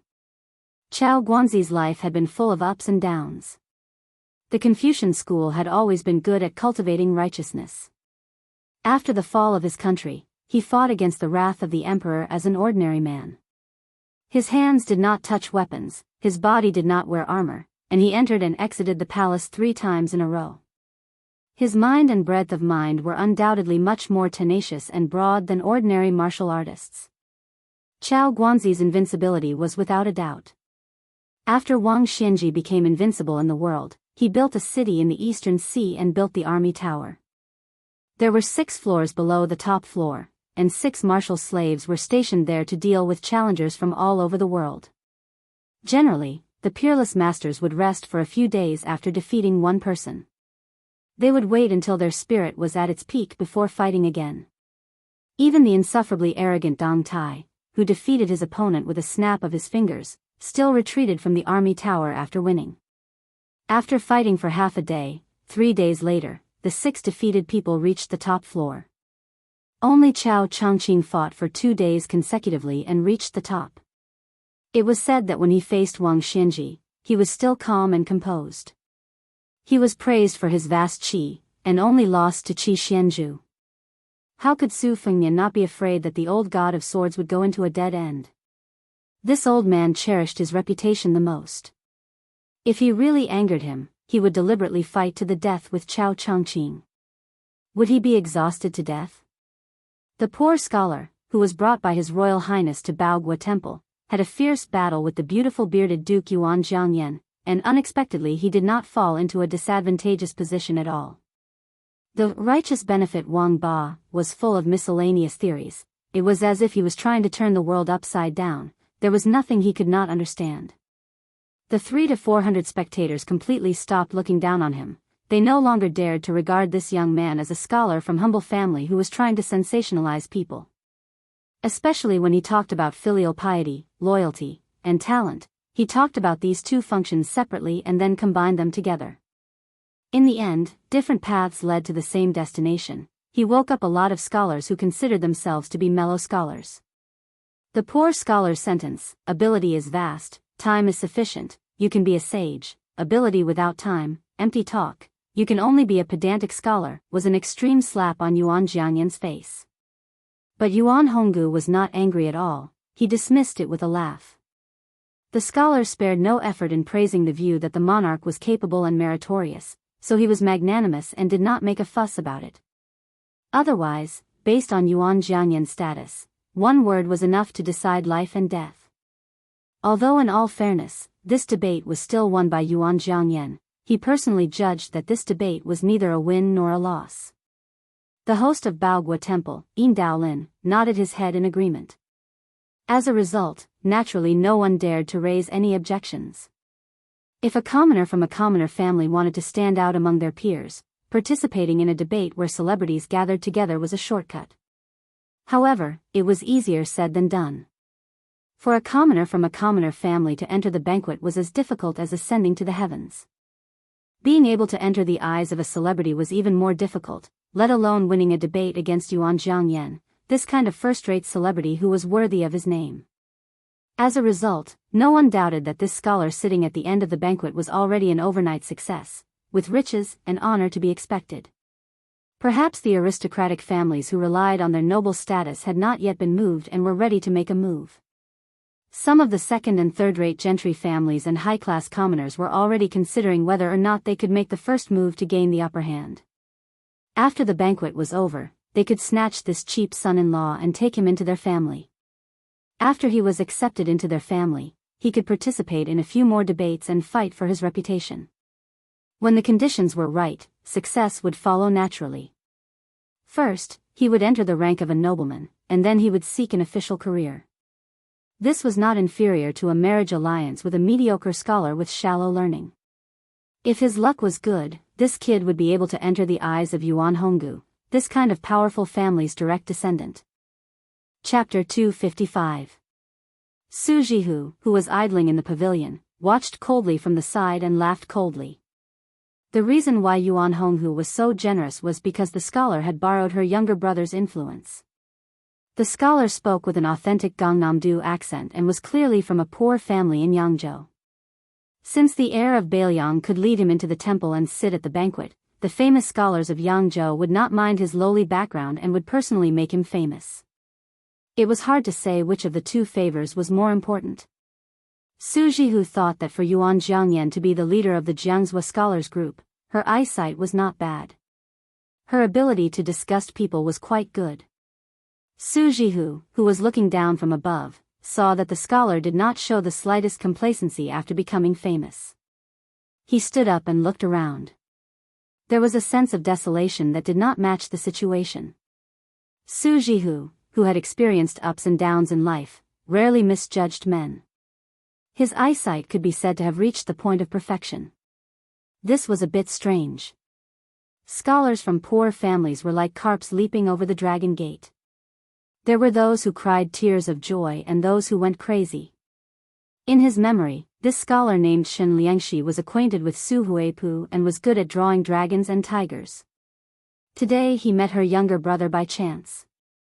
Su Huipu's temperament was cold and arrogant, but in the end, she was a caged bird in a noble family. She was undisciplined in small matters, but without exception, she had no choice in big matters. Just like herself, when did she ever want to marry far away in Jiangnan?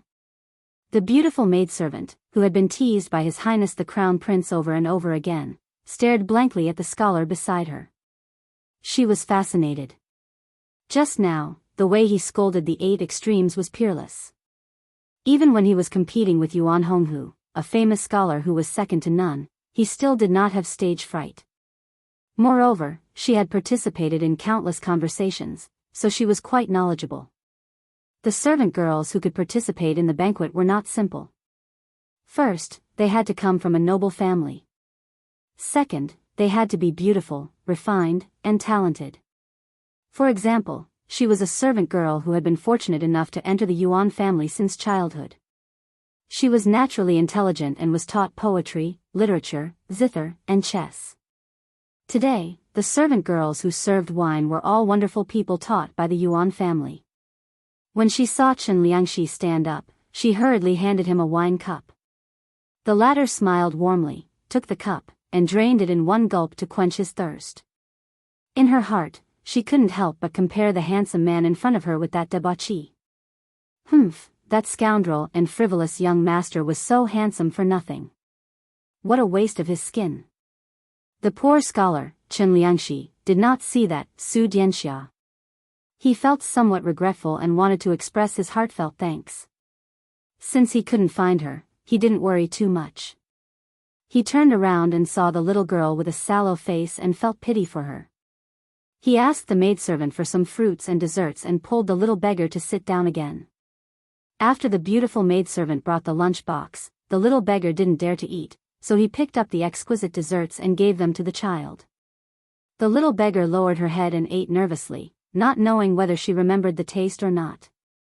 From time to time, he smiled and helped the little girl wipe the crumbs from the corner of her mouth. When the beautiful maidservant saw this scene, she was destined to be unable to imagine such a warm and affectionate scene in the past. Her heart softened. This young master was truly a good person. Outside the pavilion, Su Fengnian could only promise that he wouldn't retreat. It was already difficult for him to take another step forward. Chao Chongqing, who never brought weapons to fight, was arrogant. Even if he was facing the former Jianghu legend, Li Chungang, he still went straight ahead, ignoring the old god of swords' rising majestic sword will. Before the old man with the sheepskin coat raised his arm, dozens of crisscrossing gullies appeared on the ground between them. Sword Chi rolling dragon wall. Li Chungang once fought with the West Shu sword sage in the palace. When Li Chuangang's sword Chi reached, the entire dragon wall, which had existed for hundreds of years, was shattered. Before that, Li Chungang said that West Shu had no swordsmen. He entered Shu alone and killed 16 swordsmen who blocked his way. At that time, it was undoubtedly the peak of Li Chuangang's swordsmanship. He was almost invincible. Numerous ravines cracked apart, and it was a ghastly sight. Only when it reached Chao Zhangqing's body did it seem to be imperceptibly obstructed, and it was forcefully stopped. Chao Chongqing said calmly, "Senior, you are not only 8th. People only know that sword god Li's 2 sleeves are unrivaled, but they don't know the power of the sword Qi to open the gate of heaven." The more the middle-aged Confucian walked, the thicker the gullies became. The two were only 10 steps apart. The old man with the sheepskin coat had a leisurely expression, allowing Chao Guanzi to walk forward again and again. He only squinted his eyes and smiled, "Stop talking nonsense." Chao Chongqing smiled gently. In the pavilion, Jiang and I, who finally had the courage to stare at Chao Chongqing, asked doubtfully, "Uncle Qizhao?" Chao Zhangqing abruptly stopped and nodded heavily, all sorts of feelings welling up in his heart. Jiang Ni's eyes suddenly turned red. He wanted to get up, but he subconsciously looked at His Royal Highness. Seeing that he was expressionless, he turned his head and looked carefully at Su Jihu. Chao Chongqing saw this scene and felt extremely sad. Without the old god of swords Sword Qi, the ground in front of the pavilion caved in. Jiang and I saw Su Jihu smile and puckered his lips. He then got up and said timidly, "Uncle Qizhao, can you not do it?" Layers of dust and dirt flew outwards like ripples. Chao Guanzi, who was in the middle, said softly, Chao Zhangqing will listen to princess's orders. Even Su Jihu could not help but be dumbfounded. It really was the conclusion that Chen Liangxi of the Tsushui Wangba had made. Unreasonable. The old god of swords snorted and finally retracted his sword chi. Chao Changqing walked up the steps, but did not enter the pavilion. He knelt down again. This time, he knelt for the prosperous West Chu of the past. Su Fengnian looked at the standing clay figurine and the kneeling Chao Guanzi with a complicated expression. Were they leaving? Chapter 256. Why was it that even though they were both the top experts in Jianghu, the difference between them was so great? The old man Li Chungang liked to pick his ears and buckle his feet when he had nothing to do. Chao Changqing, on the other hand, fit the image of a peerless expert in Jianghu. His body was tall and slender, and his divine aura was restrained. Even when he knelt down, it was soul-stirring. Even though he was an old man with white hair, if one looked carefully, he still had the mellow taste of old wine. It was believed that those middle-aged women with rich experience would be subdued by Chao Changqing's scholarly demeanor. Su Fengnian stood at the bottom of the steps and quietly watched. Counting with his fingers, he had already seen 3 of the top 10 experts. However, the farmer Wang Mingyin had already been killed by a hand blade. Who could have predicted such an ending? Su Fengnian saw Jiang and I foolishly looking at Chao Guanzi, as if he didn't know what to do. He wanted to say something but didn't. He found it funny. This idiot, how could he think of taking advantage of the situation? If it was someone else who was slightly smarter and had the support of a great bodhisattva like Chao Guanzi, wouldn't he become arrogant?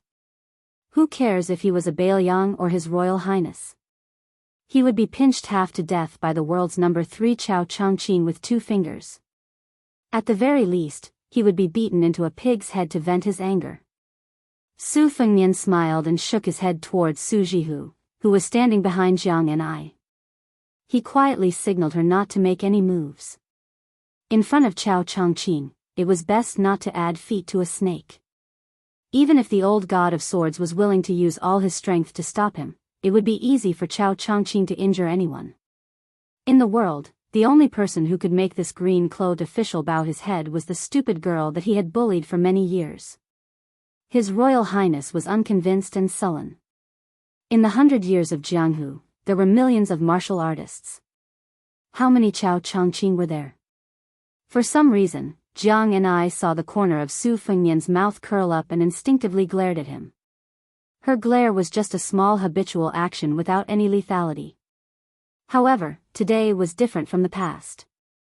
With Chao Guanzi present, even though his back was facing His Royal Highness, Su Fengnian immediately felt a strong murderous intent. Chao Changqing slowly turned his head and said, Your Highness, Chao Changqing. As long as you nod, Chao Changqing. As long as I can do it, I will not refuse. As long as I can.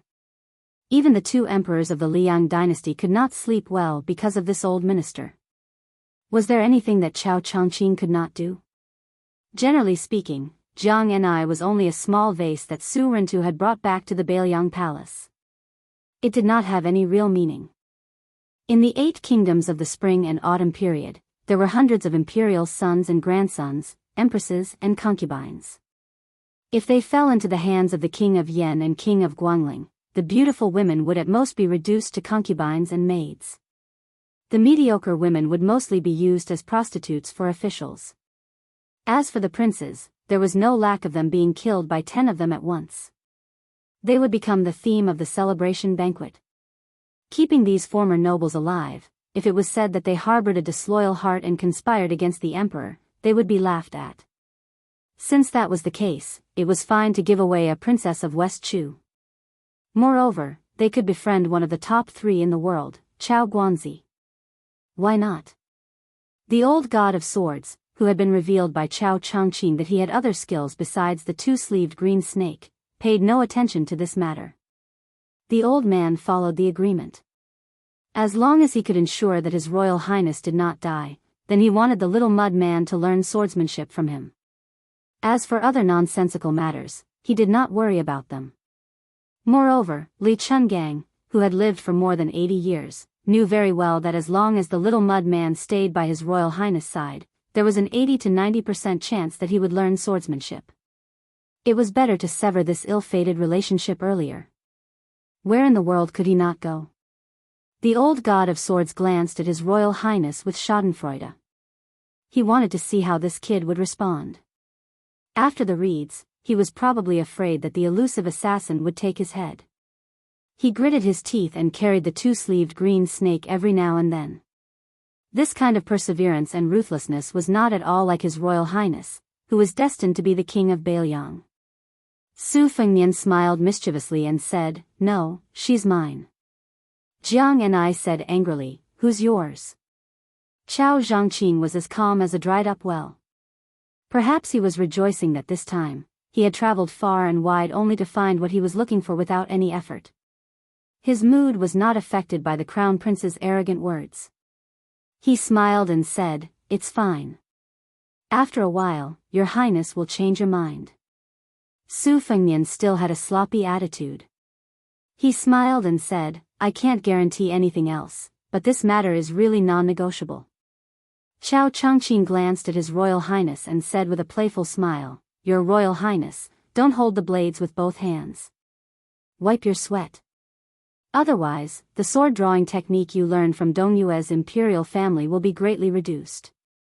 The thick-skinned Su Fengnian laughed. As expected, he released his hands from the spring thunder-embroidered winter blades and wiped them on his sleeves. Su Jihu, who sat down in the pavilion again, smiled and the haze in her heart dissipated a little. She did not know Chao Changqing, but Chao Guanzi had vaguely heard about him from some wanderers and officials. Naturally, she did not know that the green-robed Confucian who could make Li Chuangang's sword chi roll off the dragon wall was that famous master. However, Su Jihu had sharp eyes and dared to ignore the old god of swords and the power of Biyao. How could she relax? She was worried about her brother's safety. She looked at Jiang and I. Femme fatale, it was true. The pity she had for this fallen princess was swept away the moment Chao Zhangqing appeared. Cold temperament? Su Jihu, who was most willing to tarnish her reputation, would never deny it. Chao Guanzi did not speak, Su Fengnian did not speak, and Jiang and I did not speak. For a moment, the atmosphere in the pavilion was heavy. It was Su Jihu who came out to smooth things over. She smiled and asked, "Jiang and I, do you want to drink tea together?" Chapter 257. Jiang and I nodded. Chao Zhangqing frowned, but he didn't say anything. He seemed to have made up his mind to follow the etiquette of an official in front of Jiang and I, not daring to step out of line. The group returned to the tea room. Su Hui was inside. After some polite greetings, she skillfully brewed tea. Her technique was experienced and pleasing to the eye. A woman from a noble family could see elegance in the details. She obviously noticed the unfamiliar scholar kneeling beside her. A man from a noble family, especially after 40 years of age, not to mention appearance, most of them had a spiritual qi support. Whether it was righteous qi or yin qi, it was very different from the common people. This was the so-called foundation. Su Hui could not help but take a few more glances and felt more unfathomable. Jiang and I called Uncle Qi Zhao and handed him a cup of tea. Chao Changqing bowed his head and took it silently. Fortunately, he did not call her princess again. Su Jihu asked thoughtlessly, "Jiang and I, why did you call him Uncle Qi Zhao?" Jiang and I said softly, "Uncle Qi Zhao is a great national player. I often watch him play chess." Chao Changqing shook his head and said, "This sinner cannot be called a national player."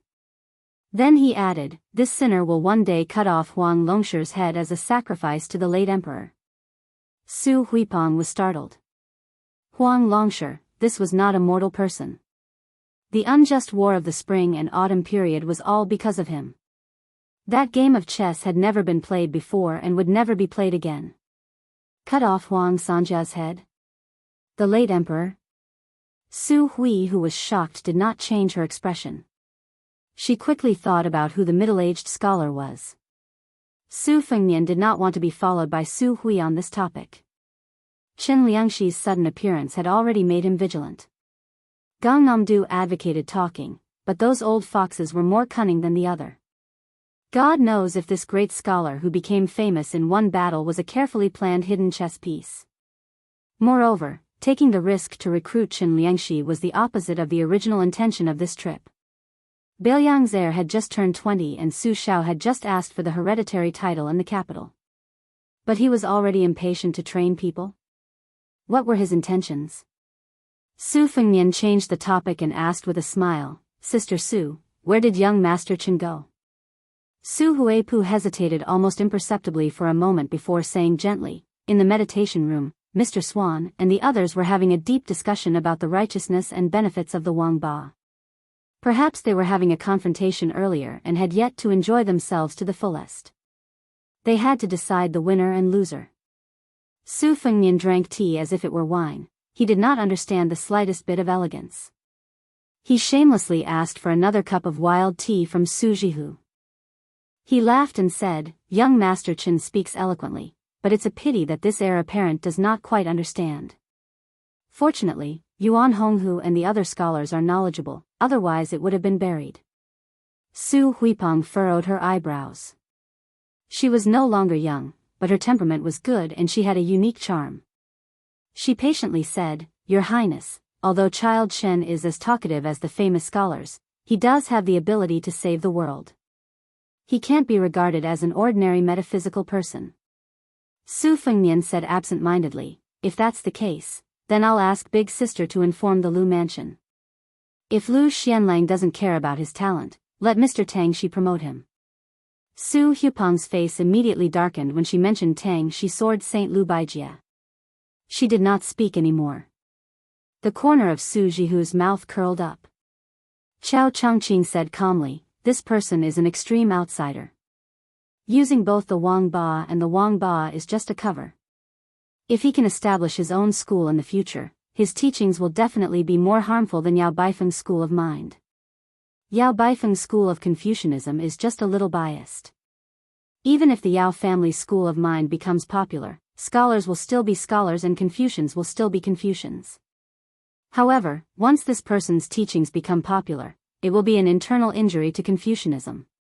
The root of the disaster will be in the belly and the disease will be incurable. If they want to set things right, it will not be as simple as cutting off a few tails of flesh. If he is not a saint on the inside, how can he be an external king? At the root, his teachings are clearly the same as Huang Longshi's. If this person's reputation is not prominent, then so be it. However, if he shows signs of establishing his own school, then I will definitely kill him." Su Hupeng's face turned pale. The old god of swords sneered, "You scholars are the most vicious. Especially scholars, when it comes to killing scholars, you are more willing than anyone else. This bad habit of scholars belittling each other is even more incurable than the jealousy of women. This old man is sick of it. Chao Zhangqing, this old man will say it here today. In the future, if you want that young man, just let me know and this old man will fight with you." Chao Zhangqing indifferently declined to comment. Su Huipeng firmly remembered the name Chao Chongqing. Like Su Jihu, she did not know that Chao Chongqing was the Chao Guanzi who assassinated the emperor. Otherwise, they would not dare to live in the same room. If the capital found out, it would be a disaster. This thorn had been in the hearts of the two emperors for 20 years.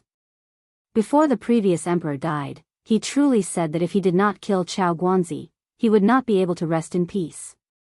For this reason, there was a group of imperial bodyguards who were hidden in Jianghu. Each one of them was extremely skilled in martial arts. They were also assisted by a considerable number of elite soldiers who spied for information all year round in order to kill Chao Guanzi. It was rumored that after the emperor ascended the throne, he did not summon these men of sacrifice. They were all under the direct charge of the cat Han Diaosi. It must be known that this was the great eunuch with the strongest yin qi in the world. He was a freak who could kill celestial phenomena. Han Diaosi had white eyebrows and a white face. To put it nicely, he had white hair and a youthful face. To put it bluntly, he had turned into a demon. How many sensational and bloody scenes in the palace were not all caused by this cat? People all said that he had the ability to retain his youthful appearance because he liked to use human hearts and human liver as food. He sliced them into pieces to go with wine. Not to mention whether it was true or false, just hearing it gave off a bone-piercing chill. When the tea was hot, it would cool down. The group left Baogua Temple and returned home. Xiao Changqing stood at the door and watched Jiang and I get on the carriage with his own eyes. Su Fengnian boarded the carriage and asked, "Mr. Chao, are you going to reveal her identity to the whole world? If I don't let her go, will you follow me and let everyone know that I have a Chao Guanzi by my side?" Xiao Changqing smiled and said, "His Royal Highness is a smart person. The king of Biyao is like father, like son." Su Fengnian was silent. Xiao Changqing didn't look at His Royal Highness. He only looked at the carriage where Jiang and I was and said with a smile, "Your Highness is still weighing the pros and cons. This decisiveness has lost to Su Xiao. Even your emperor can't kill me, how can you kill me?" Xiao Changqing sensed Su Fengnian's aura. He shook his head and said, "At least you can't now. Unfortunately, I found the princess now." With these words, could it be determined that Chao Guanzi didn't dare to underestimate His Royal Highness' good fortune? Could Su Fengnian be worthy of this attention? Xiao Changqing stretched out his palm and made a repetitive action. He said, "Your Highness, as long as you are willing to go with the flow, Xiao Changqing can kill Chen Jibao for you. Su Xiao is not easy to kill, you are not easy to kill, but it is the same for me." Su Fengnian smiled bitterly. A man in blue killing a man in white? Chapter 258. Su Fengnian entered the carriage. There was still only Su Jihu and Princess Jing, and inside. Su Fengnian sat cross-legged, leaning against the wall of the carriage, his brows tightly furrowed. Su Jihu was somewhat distressed. He reached out and smoothed his younger brother's brows. Su Fengnian smiled somewhat bitterly. Was the delicate situation in Biyao already so clear that even Xiao Changqing could see through it with a glance? How many emperors, especially the founding emperors of previous dynasties, didn't borrow a knife to kill people and then withdraw the knife and stab the companions by their side who were originally in charge of the knife? Dogs were raised to bite people to guard against thieves. If the thieves were gone, how could the dogs be kept to waste rations? But Biyao was not a dynasty after all. It was divided into territories and occupied a remote corner of the country. No matter what, Su Xiao was called the second emperor. Nominally, he still had to be respectful and reverent to the one in the capital. Allowing him to slaughter people and carry a knife to the palace was a vast and mighty act of heaven. It was to let the restless Beimang know that the imperial court would not be so foolish as to destroy their own 1,000-year foundation. While Su Xiao was ambitious and ruthless, he was not the kind of cold-hearted person who would cook the hound after the cunning rabbit had been caught. He would also not treat the old generals of Biyao with indifference. On the contrary, Su Fengnian knew better than anyone that Su Xiao had spent most of his time and energy appeasing and taking care of his former subordinates and descendants. The imperial court seemed to be enjoying this and did not tire of it. The pressure they exerted on him was just right. They did not force him, a prince with a different surname, to rebel, but they also did not let Su Xiao be truly comfortable. Yan Jieshi, who had betrayed Biyao, was a typical example. Intentionally or unintentionally, the white-clothed Confucian had monopolized Chen Jibao's power and had his own team. Even if it was not as exaggerated as having as many generals as clouds and scholars as rain, it was not too far off. Moreover, the saying that one Chen Jibao could fight half of West Chu was said by the late emperor himself in front of Su Xiao and all the civil and military officials in the Baohe Palace before his death. Chen Jibao was widely acknowledged to be the best at national wars. His ability to mobilize more than 100,000 troops was superb. It was said that he remembered the names of every captain, as well as their strengths and weaknesses in leading the troops. Opportunities were fleeting, but Chen Jibao was always able to make the finishing touch in the deployment of troops. The Battle of the Western Fortress lasted 3 days and nights. Chen Jibao did not sleep or rest. Behind him, the commanding soldiers who held the flag were rotated in 6 batches of 18 people. The military historian who was in charge of recording the entire process wrote no less than 10 lines of paper. From beginning to end, Chen Jibao, dressed in white, did not move an inch. Under his countless precise orders, the last several 100,000 youths of West Chu were exhausted and killed. It was rumored that when the emperor read the record, he read it over and over again. The highlights were circled countless times, and at the end of the scroll, he wrote 8 words, truly fascinating, worthy of being called the war immortal. In these 2 years, Su Fengnian had no choice but to imagine that if Chen Jibao, whose reputation and prestige at that time was comparable to the other war immortal in white, had agreed to the emperor's request and rushed to Nanjiang, would Biyao have been simpler? All these years, Su Xiao had never mentioned anything about his adopted son, Chen Jibao. Although Su Fengnian was His Royal Highness, he did not know Su Xiao's true inner thoughts. If one were to say that Su Xiao had kept Chen Jibao as a whetstone, it was even less likely that he would slaughter all of the meritorious veterans to pave the way for his successor. After Chen Jibao, the white-clothed war immortal, became so powerful that it was impossible to get rid of him. Was he really not afraid that Su Fengnian would lose to Chen Jibao? Would he, who had spent decades in the military, lose everything in the end? As long as Chen Jibao treated him coldly in Biyao, how could Su Fengnian truly not care about anything else? Su Jihu calmly looked at his younger brother, who was deep in thought. Belatedly, he was shocked. That Chao Changqing's surname is Chao, and he can make the old god of swords so nervous. Could he be Chao Guanzi? Su Fengnian, who had come back to his senses, said helplessly, "Unfortunately, you were right. This person is the great officer who went to the imperial palace to play hide-and-seek with the Han cats when he was bored. Princess Jing and was not stupid. Jiang Ni's surname was Jiang. She was a servant girl, but when she interacted with His Royal Highness, when did she have the slightest awareness of being a servant?" Pei Nanwei laughed coldly. "It's one thing to secretly hide the fallen princess, but the old officials of West Chu came knocking on your door. How will your highness explain this to the capital? If the Jiangnan scholars find out about this, they will exaggerate it and provoke the emperor's anger. Won't your highness come aggressively in high spirits and leave dejectedly with a face full of dust?" Su Fengnian's mood had already hit rock bottom. He said unhappily, "It's not your turn to be secretly happy. If I'm at peace, your life will be more comfortable. If I'm not at peace, how good can you be? With your tolerance, to be able to become the princess consort of Jing and Palace, Zhao Heng must be blind with his discerning eyes. On top of that, there's Zhao Sun, who covets your body. This family is unfortunate. I saved you from the abyss of suffering. It's fine if you're not grateful, but you dare to take joy in my misfortune? Have you forgotten the taste of being slapped in the face with the embroidered winter scabbard?" Pei Nanwei only laughed coldly. Chao Changqing and Jiang Ni's true identities will be revealed. This matter is indeed troublesome. Su Jihu said with a headache. The old swordsman in the tea room mentioned Chao Guanzi's name. Based on Su Hupong's cautious nature, she will definitely say it to the old consecrators. Su Fengnian thought about it and smiled. Troublesome is troublesome, but it's not a big deal. Although those shrewd old bastards in the Jiangnan scholar group aren't good people and like to fish in troubled waters, they may not be willing to shed all pretense of cordiality with our Biyao. What's the benefit of having a death grudge with Su Xiao?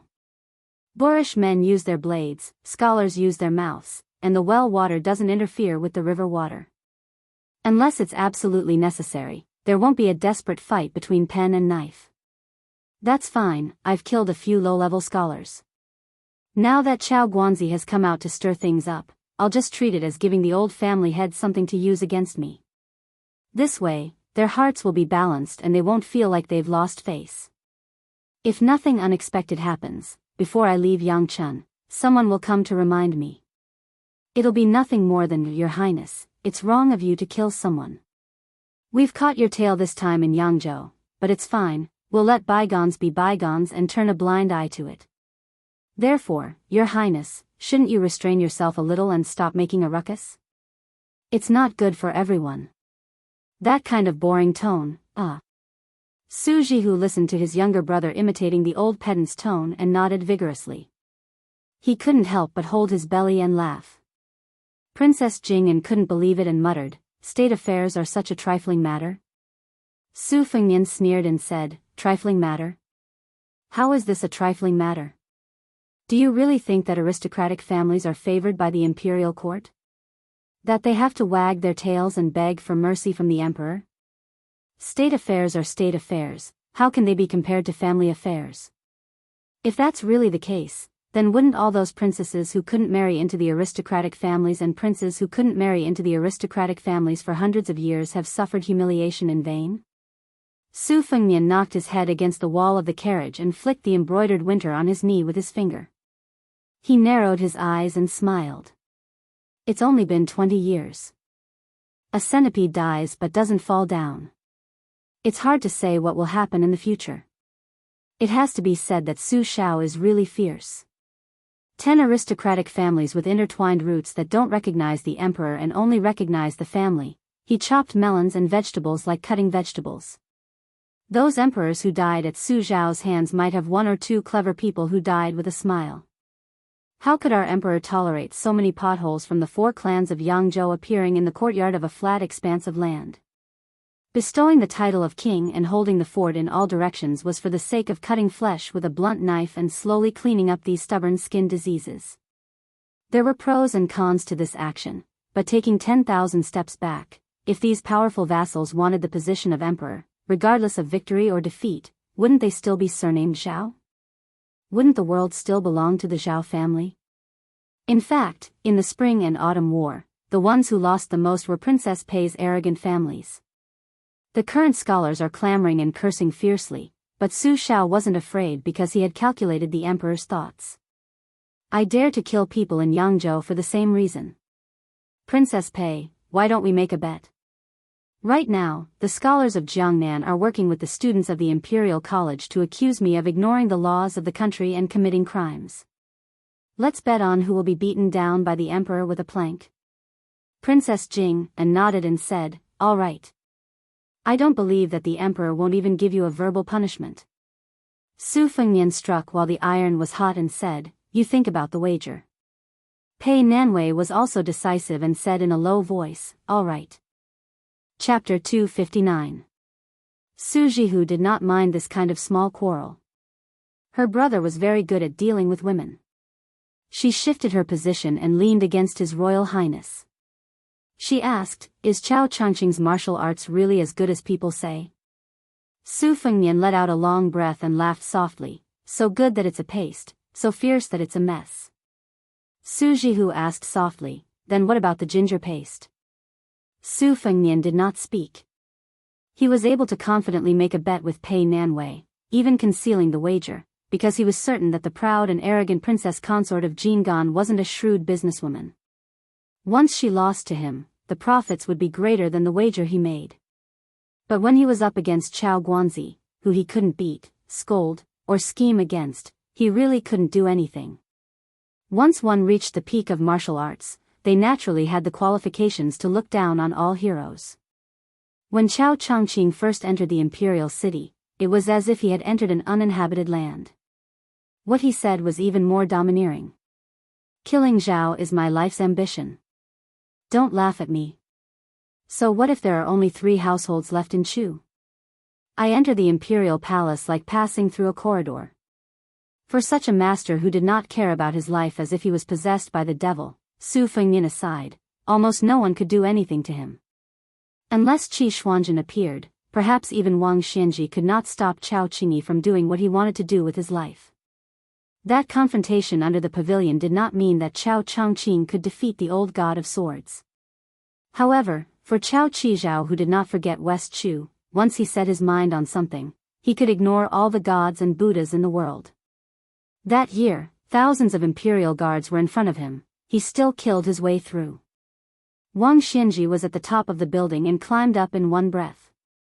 Today, Li Chungang was in front of him, so he naturally walked up as well. Chao Qingyi's righteousness and Li Chuangang's sword style were different paths leading to the same goal. Should he put the ginger paste? Su Fengnian did not give an answer when he arrived at the Lu Manor's freehand brushwood garden. Chao Changqing did not enter the residence. He did not seem to be in a hurry to put pressure on His Royal Highness. Su Fengnian somewhat understood the thoughts of the two emperors of the dynasty. Beside the bed, in Great Peace City, there was an indescribable feeling of suffocation when such a Confucian scholar had appeared in front of him. Chao Changqing came to the capital 3 times and the palace 3 times to let Emperor Zhao of the Liang dynasty know that the whole world was his, but he might not be able to enjoy it in peace. For the entire afternoon, His Royal Highness, with his usual expression, stayed in the freehand brushwood garden and chatted with his elder sister Su Jihu. Su Fengnian talked to her about the white fox face that had ascended to the 3rd floor, about the female Dharma king of the secret sect he had met by chance outside Xiangfan city, about the wooden sword Wen Hua they had met by accident in the city, and about the girl Li Zi who had grown up in the temple. He talked about the romantic girl Wang Dongxiang and the big turtle on the Spring God Lake. As for the difficulties of practicing the knife, he skipped over in a few words. At noon, after His Royal Highness left Baogua Temple, the poor scholar and the little beggar also stepped over the threshold and continued the debate in the meditation room. The time, place, and people were all on Yuan Honghu's side. This time, he had truly lost. Chen Liangxi, who had studied hard, was not discouraged. Yuan Jiangyan's clear talk was worthy of his title as the first on the left side of the river. He was not fishing for fame. There were 3 good things about Jiangnan scholars. They were good at keeping prostitutes, good at maintaining a reputation, and good at creating momentum. Those who had reached the peak were probably Yuan Jiangyan and the few people who could stand shoulder to shoulder with Mr. Ambitionist. The abbot, Yin Daolin, lived up to his nickname as the motionless monk. He did not speak, but when Chen Liangxi rose to leave, Yuan Jiangyan did not move. He only nodded his head in acknowledgement. The old and respected Jiangnan monk personally rose to see him off to the door. Of course, the little beggar could not enter the meditation room. She stood at the door, still holding the empty watermelon in her hands. It was comical and laughable. Walking out of Baogua Temple, Chen Liangxi turned his head to look at the temple door with a faint expression of disappointment. He said to himself, "Our paths are different." "It was not my plan." The little beggar asked softly with a face full of curiosity, "Where's that kind brother?" Chen Liangxi rubbed her little head and said gently, "He should have left Baogua Temple earlier than us." The little beggar made an "oh" sound and was very disappointed. Chen Liangxi bent down to help take the watermelon. He joked, "What's wrong, little ding-dong? You like that big brother?" "Indeed, he's 100 times better looking than Brother Chen." The little beggar's little face flushed red. She stammered, looking very cute. Chen Liangxi no longer teased the little girl. The little beggar grabbed the poor scholar's sleeve and walked on the road. After hesitating for a long time, she gathered her courage and was about to raise her head to speak when Chen Liangxi lowered his head and said softly, "You know little ding-dong still likes Brother Chen the most, right?" The little beggar smiled brilliantly. Chen Liangxi raised his head to look at the sky. His smile was intoxicating. He said, "In the future, if Brother Chen can step into the mud of history and luckily leave a footprint, you must also let little ding-dong accompany you." Since ancient times, there had been countless heroes in troubled times, but how many could leave their names in history? Even a few dozen words would be an extravagant hope. The so-called footprint of this poor scholar who died a posthumous scholar was clearly an ambitious person who wanted to leave his name in history and not some unofficial history compiled by a private person. How could the little beggar understand this? In her view, it was probably not as practical as eating fried watermelon slices for dinner. She only thought that Brother Chen had said something good. She was happy and skipped around. This was a rare moment of carefree. Chen Liangxi also knew that the little girl did not understand, so he said it. He threw away the teachings of the saint about investigating things, knowing sincerity, and cultivating one's body. He did not care about the inner saint's foundation or the outer king's career. He did not even think about whether or not his winding water talk had become a rare commodity worth hoarding. He only smiled and said, "Let's go. We'll go outside the temple and draw a dragon for you and grandfather on the stone slab. As usual, Brother Chen will draw the dragon and little ding-dong will add the finishing touch." The little beggar made a heavy sound of agreement. Su Huipeng stood at the entrance of Baogua Temple. She looked at the two poor figures, one big and one small, gradually disappearing into the distance. She was lost in thought. As the daughter of a noble family, she was able to become acquainted with the poor scholar Chen Liangxi because of a chance encounter by the spring outside the temple. The little beggar went into the water to pick up money and was reprimanded by the monks in the temple. Chen Liangxi, who had entered the temple to borrow the scenery to paint peonies, happened to pass by and helped the little beggar out of the situation. Su Huipeng was in a good mood at the time and told Baogua Temple not to stop the little girl from picking up the wishing money in the pond. Later, she accidentally discovered that Chen Liangxi had secretly drawn a dragon. At first she was shocked by his audacity, but after a closer look she was shocked by his exquisite painting skills. It was a painting of a serpent fighting a dragon. Above it, the sky dragon could be seen in the colorful and condensed clouds, dripping with ink. The sky dragon had a long beard and a huge mouth, soaring through the clouds and mist, old and fearsome. Below it, the serpent came out of the water, clawing with its claws. The giant serpent coiled around the mountain, spitting its tongue toward the sky. At that time, the painting had already reached the end. Su Huipeng was really frightened by the bizarre and strange scene. Chen Liangxi had been seen through, but he did not panic in the slightest. After chatting, they chatted happily, and she greatly admired Chen Liangxi. Only this person's edges and corners were too distinct. Su Huipeng knew that only her father, a first-class famous person in Jiangnan, could tame him, so she had the intention of taking things slowly. Her original intention was for Chen Liangxi to be tempered by life for a few more years, and then she would make an exception and recommend him to the Su family. He would start as an advisor, and perhaps he could transform into a dragon. In the future, Chen Liangxi would naturally be grateful to the Su family for bestowing him with sexual intercourse. Only then could he be considered to be truly used by the family. Now, Chen Liangxi, who had monopolized the limelight of winding water, could be considered to be soaring. Very soon, his name would spread throughout Gangnam-do. If the Su family wanted to recruit him again, they would have to do it brazenly, and the capital they would have to spend would be several times more than before. How could Su Huipeng not hate His Royal Highness?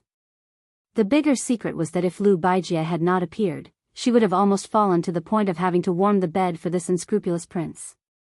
Su Huipeng concentrated on cultivating and naturally saw this as a great humiliation. Just now, she saw Bo Ji Yuan Jiangyan in the temple. This famous person's eyes were obscure and gloomy, which made Su Huipeng's hair stand on end. A famous person who could say, "Raising a soldier is not like raising a dog. It is like raising an eagle. When hungry, use it, and when full." He was not just a moral Confucian who only knew how to talk mysteriously. Su Huipeng sighed and was disheartened.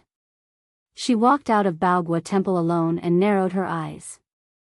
She slowly walked to the foot of the wall and said with a sad face, "Chao Changqing.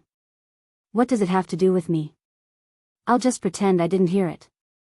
This female Taoist priest lowered her head to look at a clump of weeds and sneered, "Women are as cheap as grass." Chapter 260. In the afternoon, His Royal Highness made jokes and Su Jihu kept laughing. Her charming smile from the bottom of her heart was enough to make the fake Taoists in Gangnam-do fall head over heels for her. Unfortunately, they couldn't see it. Su Jihu was very fond of Wooden Sword Wenhua's catchphrase. "Little Nian, I'm very depressed right now. I'm so hungry that I don't want to eat." It's also a skill. "Little Nian, look, that little girl is not as beautiful as you. She's not as white as you. Why don't you give me a smile to satisfy my cravings?" When Su Fengnian talked about this brother who used to be together with him, his words were angry, but his eyes were gentle. When His Royal Highness talked about Miss Li Zi and Wang Dongxiang, he could clearly feel that there was a clear difference in Su Jihu's preferences. Unexpectedly, Su Jihu shed a lot of tears because of the first snow, but she didn't seem to think highly of the beautiful Wang Chudong. On the contrary, she liked the weirdly named Miss Li Zi very much. She said that this girl would be great as a concubine. She was naive and had good fortune. As for Wang Dongxiang, for a girl, it wasn't a good thing. She might not be able to escape the fate of poor fortune and a short life. Su Jihu was straightforward with these words. She said what she wanted to say and didn't hide anything. Su Fengmian smiled and said that it wouldn't happen. Since Miss Wang could attract the Kuei turtle out of the water, she must have good fortune. Su Jihu heard this explanation and nodded. She glanced at the sky outside the window. It was almost dusk, and it was time for dinner. The Xie Garden and Retreat Garden had always been independent in the Lu Manor. The two gardens did not have to participate in the family banquets. After Su Jihu married to Jiangnan, she did as the Romans did and gradually got used to the food here. However, in consideration of her brother's taste, she specifically had Xiao Qiao invite two famous chefs from a restaurant in the city to the Xie Garden to make a table of spicy Biyao dishes. If one was not an expert, one would not dare to try the unique stone cooking and cooking methods of Biyao. If it was done properly, then it would be refined. The 200 taels of silver from Widow Su, the Gangnam-do Rouge Tiger, was a hot potato.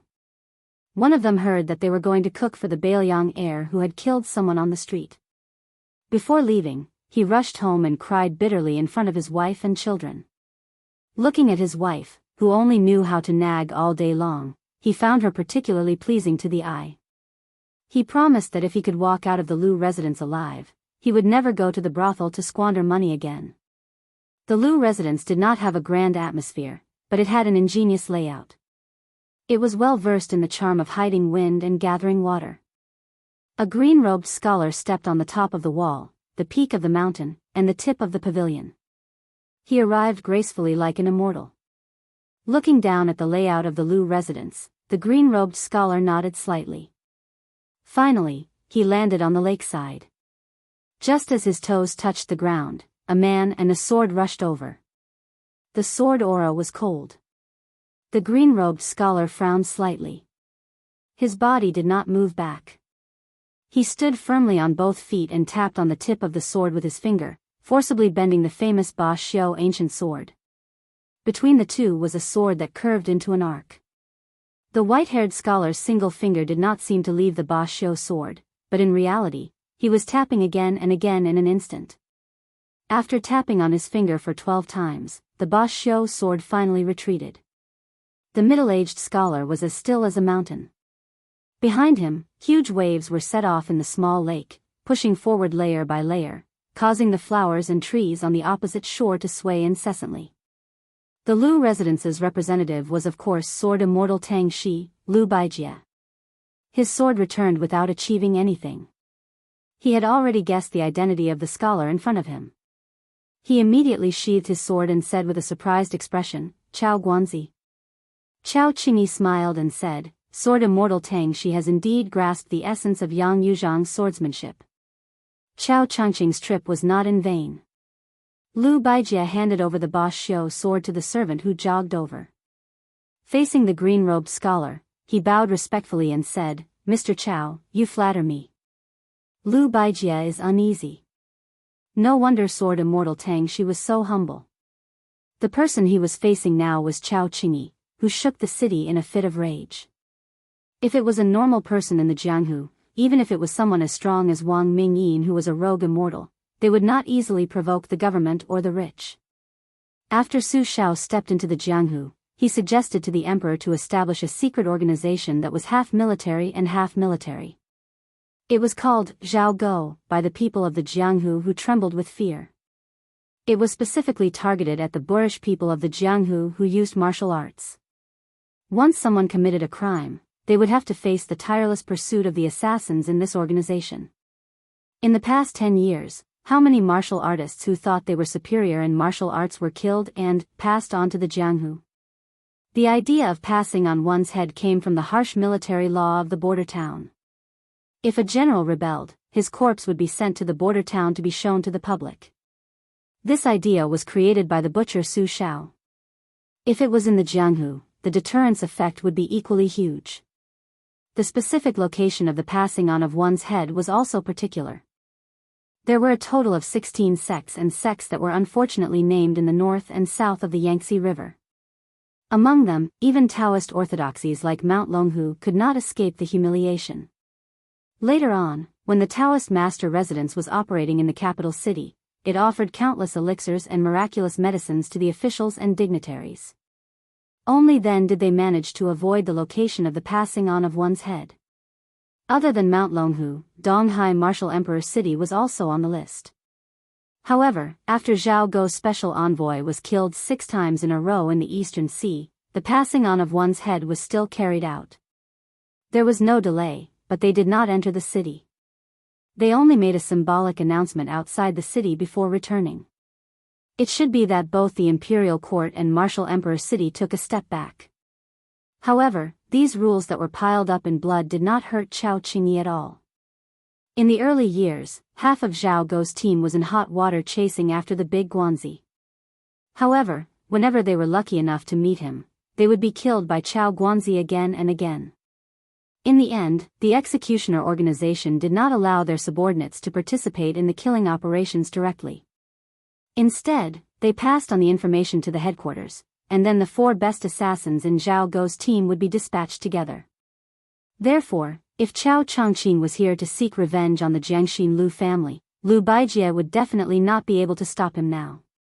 Sword Fairy Tang, she was close to the Grandmaster realm, but unfortunately, she had no chance of winning against Chao Guanzi. Lu Baijie could not help but sigh. On the path of martial arts, the most taboo thing was to be distracted. His encounter with Yang Yuzhang when he was young could be considered a fortuitous encounter. Yang Yuzhang was not the best swordsman in the world, but he was a first-rate swordsman. His knowledge was diverse, and he was not limited to the field of swordsmanship. His knowledge was often at a strategically advantageous position. Lu Baijie was originally the son of an aristocratic family with a long history of learning. When he cultivated, he was particular about the pursuit of magic, wealth, companionship, and land. It was the same for martial arts. Naturally, Mr. Tang she was not lacking in any of these. His talent was extraordinary, and after being taught by Yang Yuzhang wholeheartedly, he was naturally able to achieve twice the results with half the effort. For so many years, he had been pure of heart and few desires, and did not involve himself in worldly affairs. To a large extent, he had no choice but to do so. It was true that martial arts cultivation was only at such a level. Unfortunately, when he was close to the Grandmaster realm, he still could not avoid worldly affairs. If he were to enter the imperial court, he would most likely not be able to make further progress. For a martial artist who was determined to reach the top of Jianghu, such a choice was tantamount to cutting off one of his arms. How would Su Huipeng know what Mr. Tang she had done in this? By the time he understood Lu Baijie's painstaking efforts, he would already be in the capital. What could the two of them do? Most of the things in the world that did not go one's way were considered bumpy if he could not tell anyone about them. Lu Baijie steadied his mind and waved his hand to signal a group of Lu Mansion warriors in the distance to retreat. He then asked, "May I know why Mr. Chao is here?" Chao Changqing said indifferently, "I'm just taking a look. I won't be staying for too long." Lu Baijie heaved a sigh of relief. Since Chao Guanzi did not come to the Lu Mansion to stir up trouble, Lu Baijie did not need to be on guard. No one in Yangzhou had such confidence, except for Sword Immortal Tang Shi. Therefore, Lu Baijie invited him warmly, "Could Mr. Chao come to Retreat Garden for a chat? Baijie has many problems in swordsmanship that I would like to consult you about. I hope you can help me resolve my doubts." "Thank you very much." Chao Changqing smiled and said, "Please lead the way, Sword Immortal Tang Shi."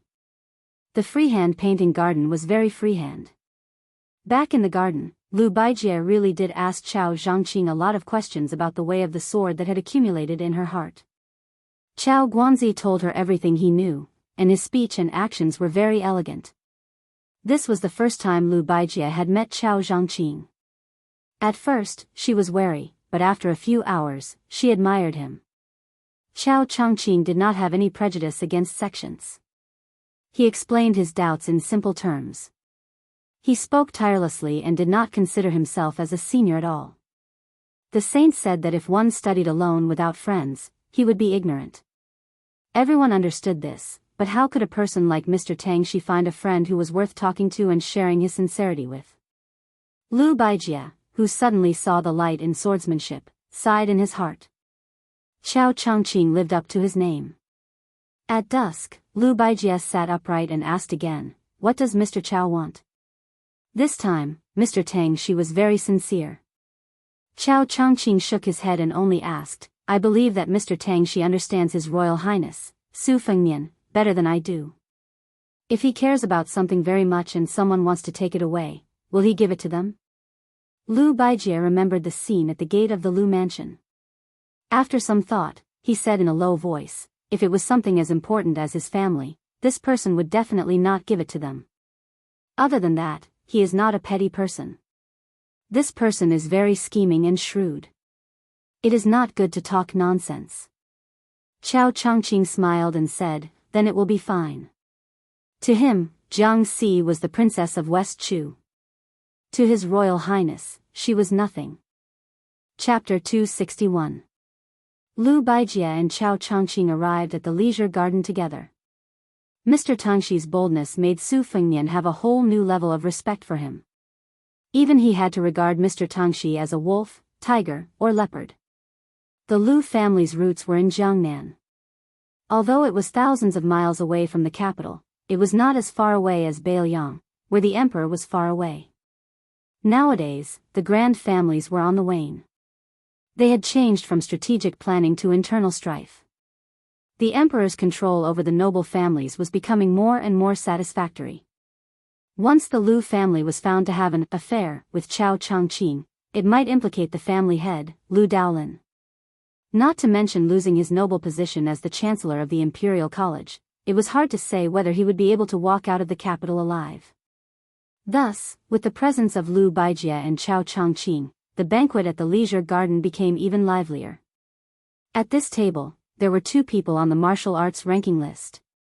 Adding the Tangshi sword immortal, this could frighten the people of Jianghu. On the table, 2/3 of the dishes were Biyao dishes and 1/3 of the classic Jiangnan dishes.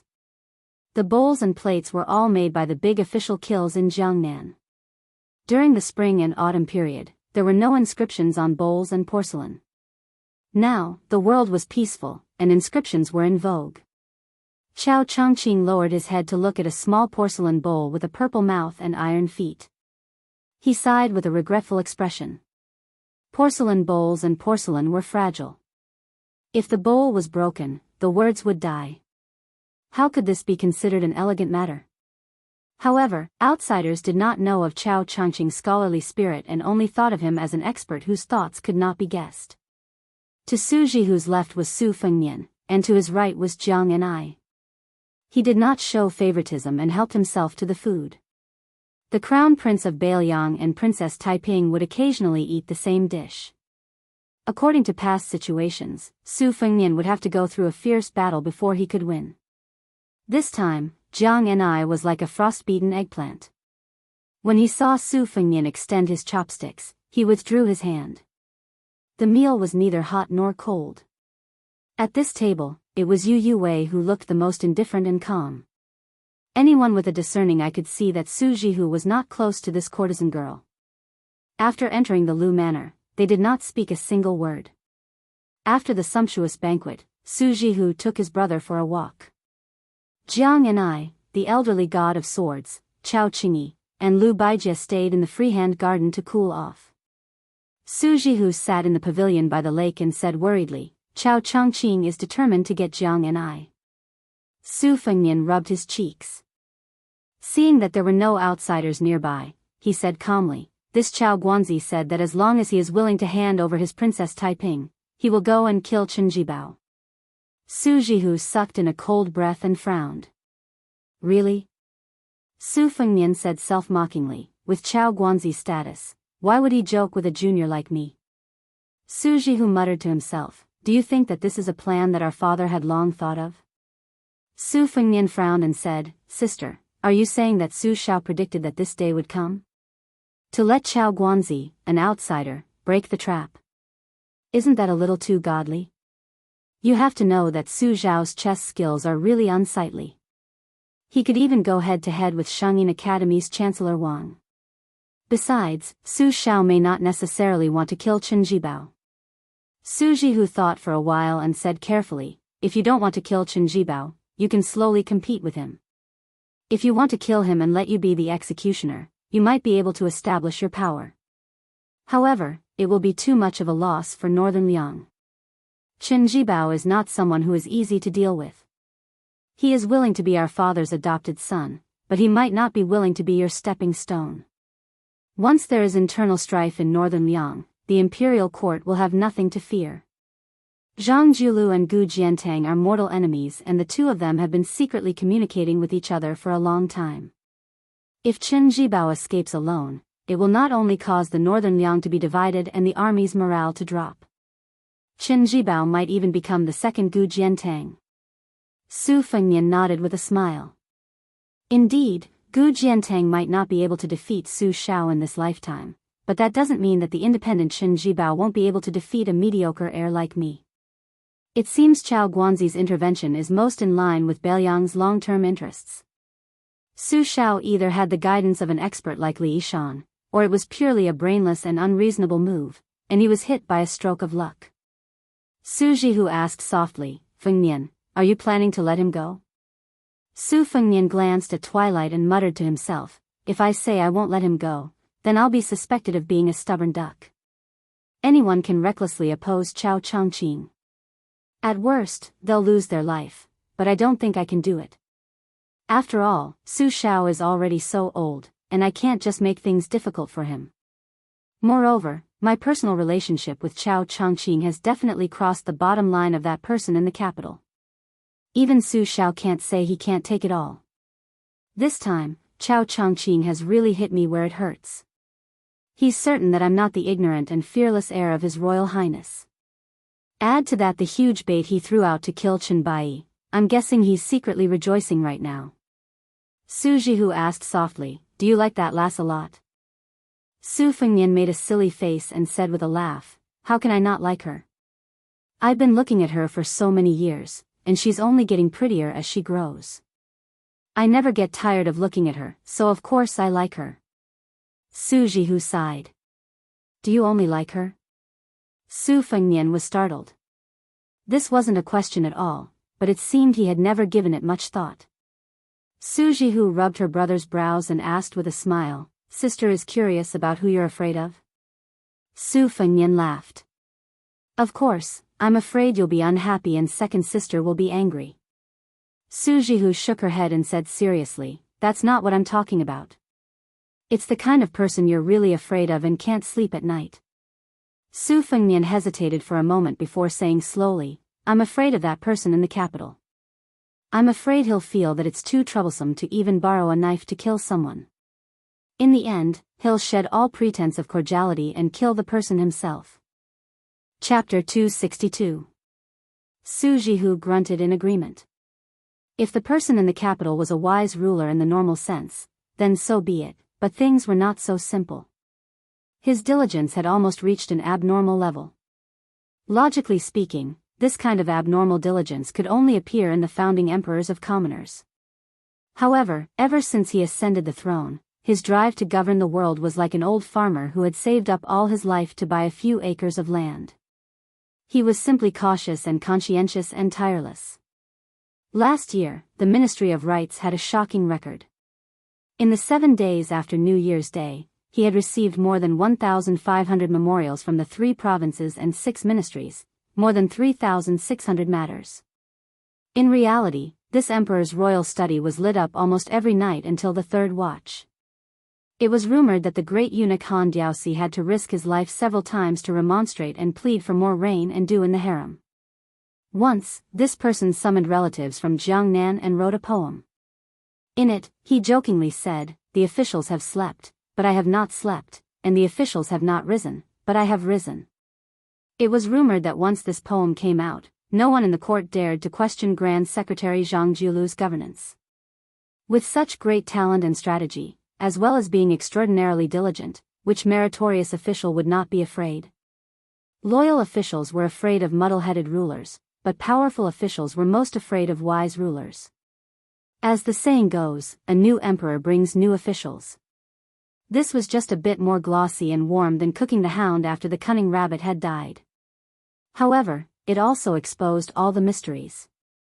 How many old officials did not accompany the old ruler to continue their loyalty in the underworld?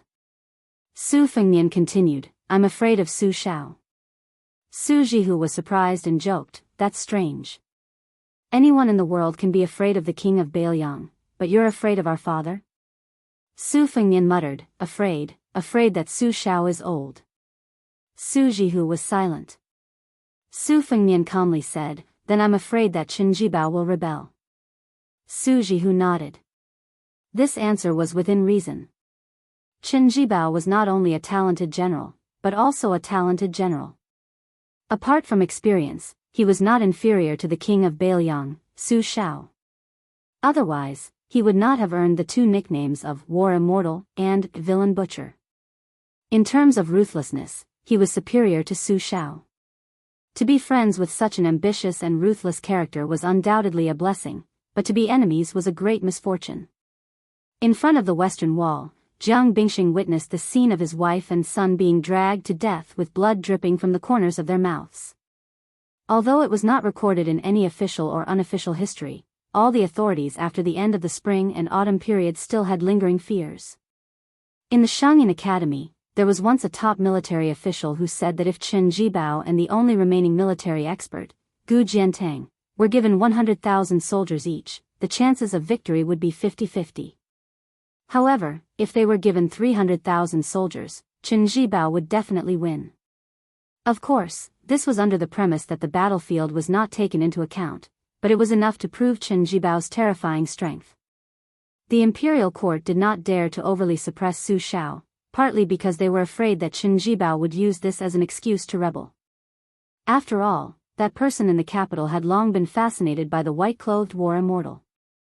Su Fengnian suddenly smiled, squinted his eyes, and said softly, in the end, I'm afraid of old Huang. Su Jihu was completely dumbfounded, his face full of doubts. Su Fengnian smiled and said, when I was traveling with him, I was always on tenterhooks, afraid that he would die. Without old Huang, how could I walk 6,000 miles? 300 miles was enough for me to die of exhaustion, hunger, and boredom. Su Fengnian looked at his elder sister, Su Jihu, and said, we have endured 6,000 miles, and old Huang is not dead, I am not dead, neither of us is dead. But why did old Huang run to that bullshit martial emperor city and die? Naturally, Su Jihu could not give an answer. Su Fengnian raised his head and said, dying in Western Shu is not a bad thing. After all, it is his hometown. Su Jihu cried. Su Fengnian laughed involuntarily, and helped to wipe away her tears. Sister, why are you crying?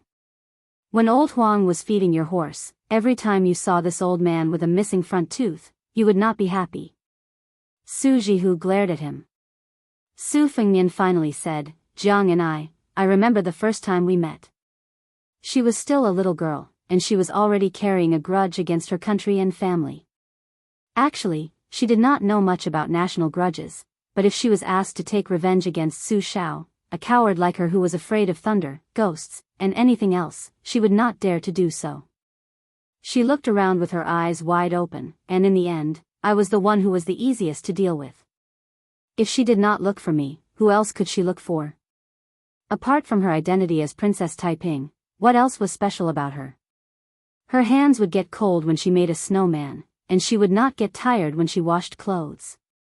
After seeing me practicing my saber on Mount Wudang, she was even more afraid of the hardships of martial arts. This narrow-minded girl was not too stupid.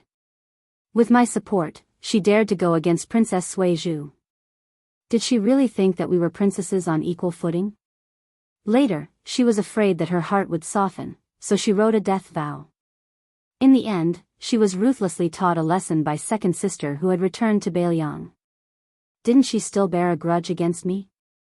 Not only was she narrow-minded, she was also stingy. When she had nothing to do, she would secretly count her copper coins. But to say that she was stingy is also not right. She gave away the talisman just like that. In the end, she was just a simple little girl. I could see through her schemes that she thought were well hidden. I did not say anything and just thought that it was quite fun. When I was young, Mother once pulled Jianghu's hand and pointed at her cheeks. She told me that those two dimples were because she had passed through the gates of hell and arrived at the Bridge of Helplessness on the Yellow Springs Road. She did not want to forget the person she cared about in her previous life, so she did not drink the old granny's soup of mengpa. Instead, she jumped into the Wangchuan River under the bridge and suffered 10 lifetimes of water and fire before reincarnating, all for the sake of finding the person she cared about. At that time, I was also young and ignorant. Wasn't it because I was standing in front of her? I thought that no matter what, in this life, would not let this little girl with two dimples be bullied by outsiders. Su Fengnian narrowed his eyes and smiled. Now it seems that if she regrets it, she must have decided to not meet me in her next life on the Bridge of Helplessness. Su Jihu said helplessly, "You believe this saying?" Su Fengnian nodded. "Whatever Mother says, I believe." Su Jihu was just about to tease him when he saw Jiang and I standing outside the pavilion, not daring to enter.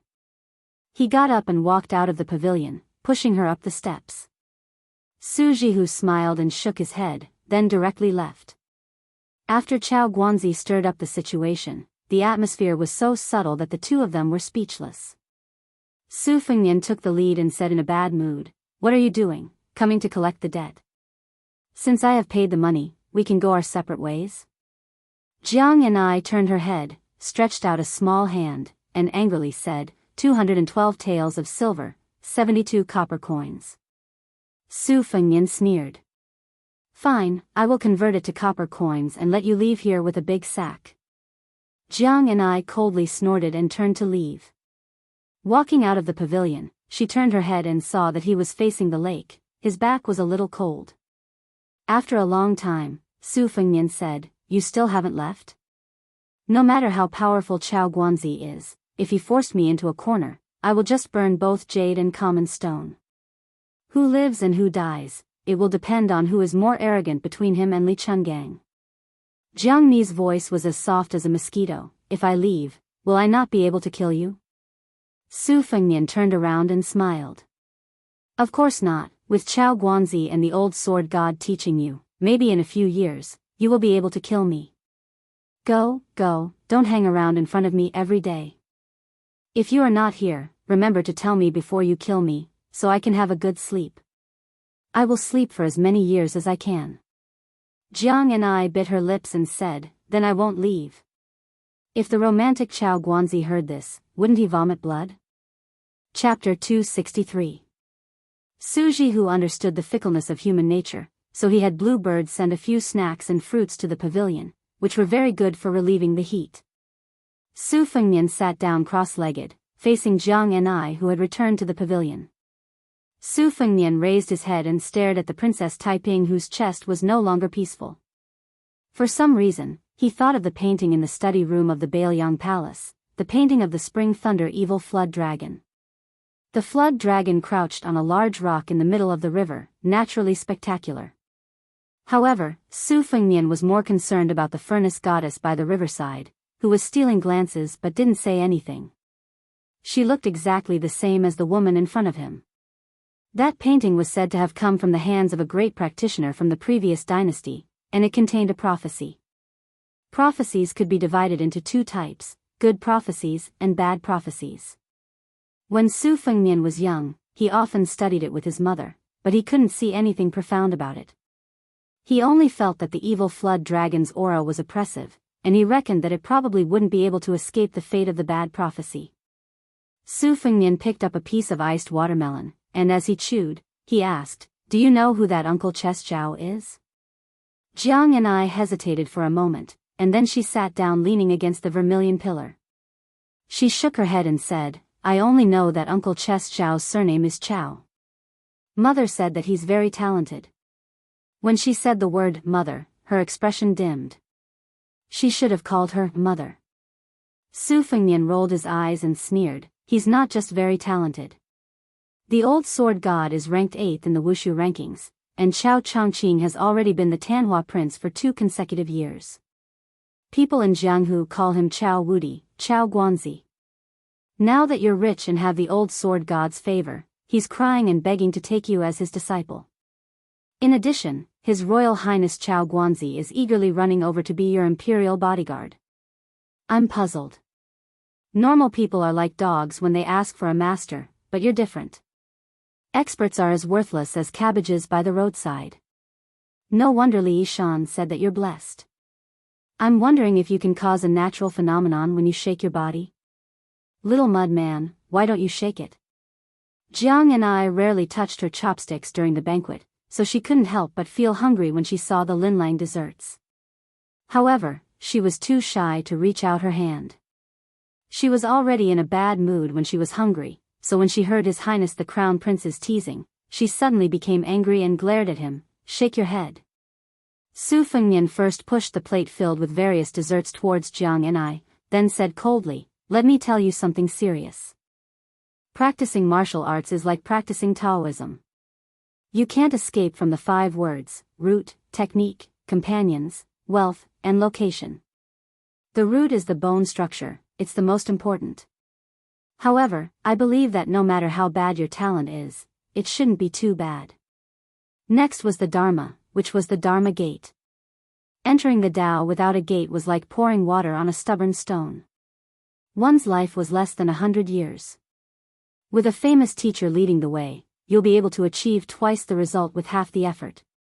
In this regard, you're even luckier than I am. I was only able to survive in the common reed marsh because I obtained Wudang's great yellow courtyard.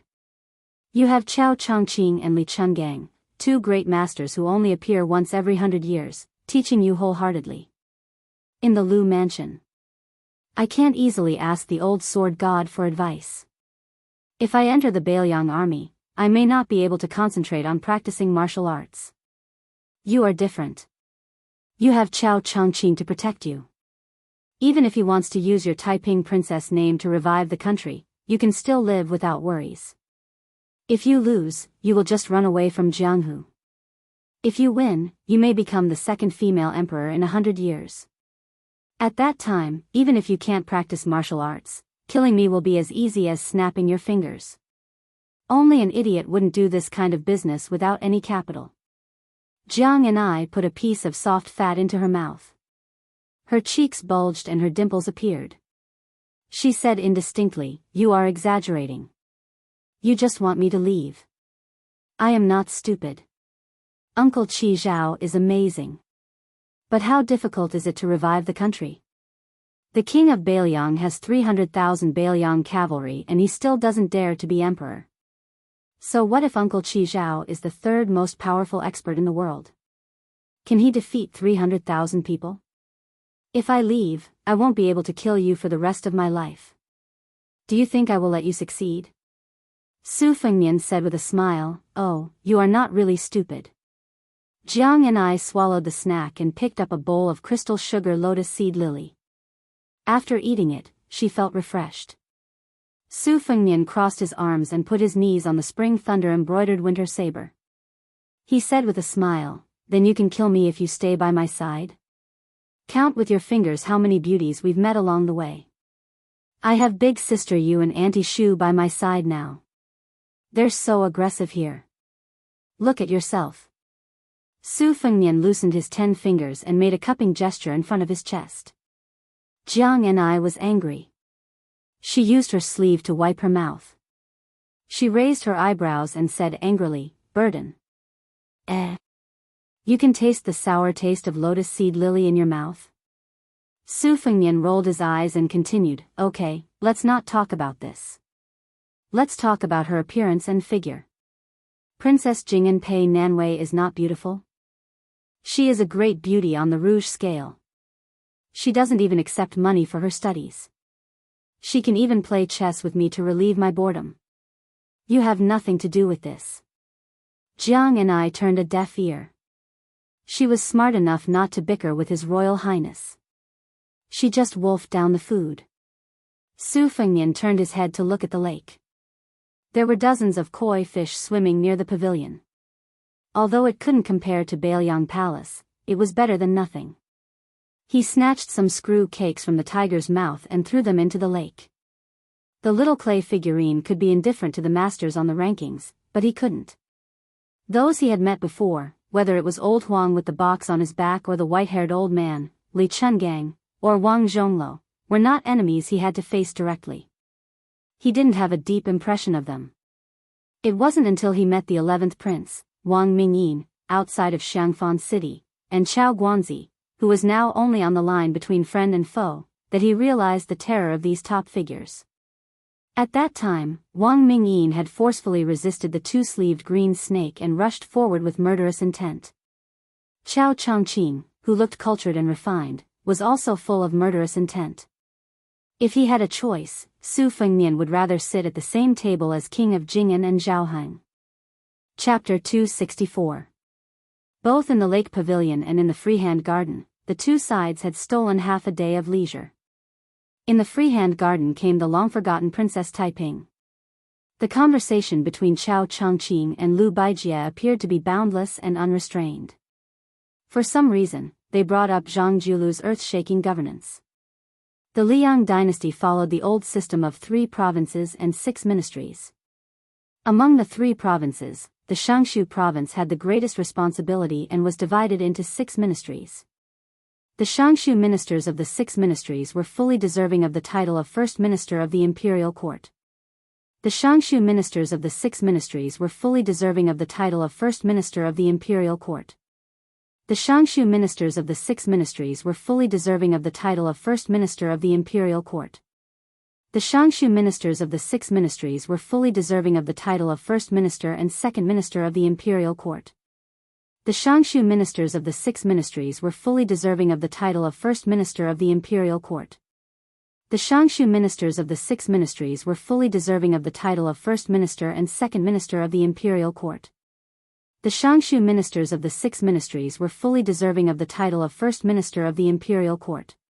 The Shangshu ministers of the 6 ministries were fully deserving of the title of First Minister of the Imperial Court. The Shangshu ministers of the 6 ministries were fully deserving of the title of First Minister and Second Minister of the Imperial Court. The Shangshu ministers of the 6 ministries were fully deserving of the title of First Minister of the Imperial Court. The Shangshu ministers of the 6 ministries were fully deserving of the title of First Minister of the Imperial Court.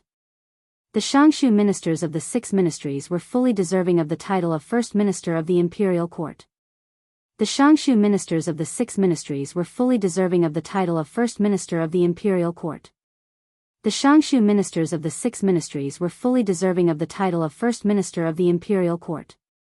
The Shangshu ministers of the 6 ministries were fully deserving of the title of First Minister of the Imperial Court. The Shangshu ministers of the 6 ministries were fully deserving of the title of First Minister of the Imperial Court.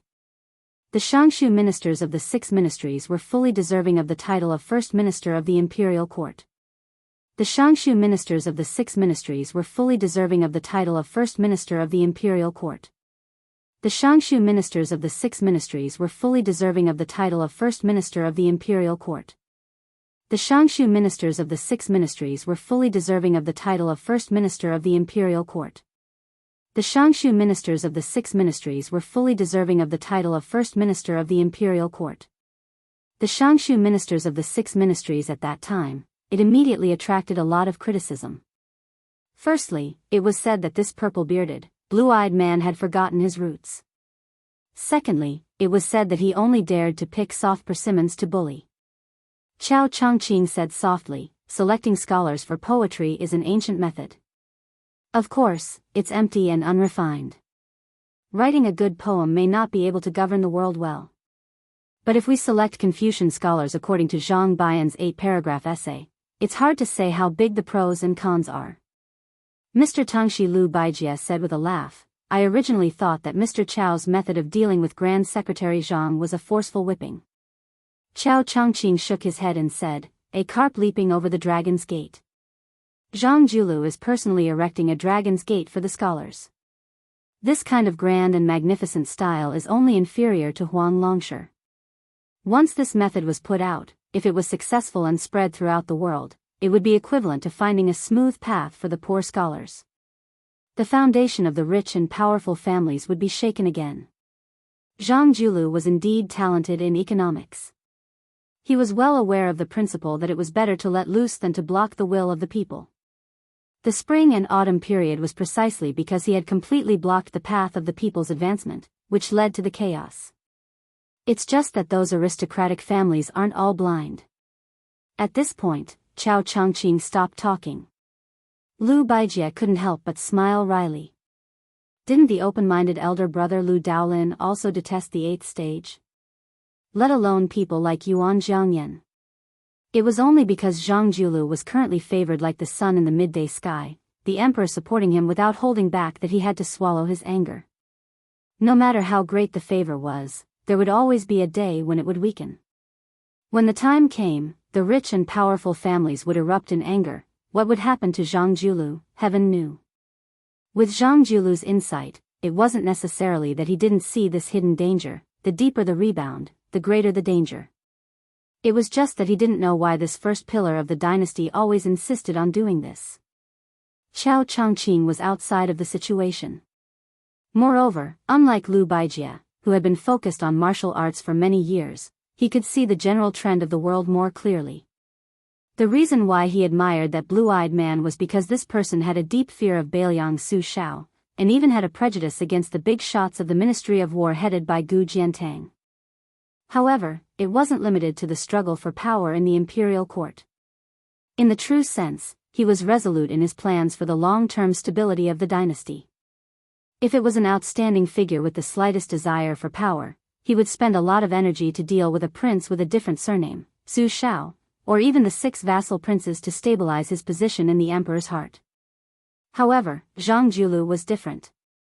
For the sake of the overall situation, he was willing to work together with Gu Jiantang to plan things together, and could confide in the elders of the 8 kingdoms. Chao Changqing was good at observing the situation and was good at judging the situation. He could roughly see that Zhang Julu might have done a great favor to the Liang dynasty when he was alive, so much so that even the title of chief scholar and posthumous title of Wenzheng were insufficient to describe his great achievements. However, after his death, he would most likely bring disaster to his family. He was far less intelligent than the black-clothed sickly tiger Yang Taisui. Chao Changqing sighed in his heart. As scholars, we will not pass on this responsibility. It is a pity that Zhang Julu was not born in West Chu. Lu Baijie wanted to say something but hesitated. Chao Changqing smiled and said, Tang Shi, if you have something to say, say it. Lu Baijie, who had already guessed the inside story, went straight to the point and asked, is he not afraid that His Royal Highness will take the initiative to join forces with Zhao Go?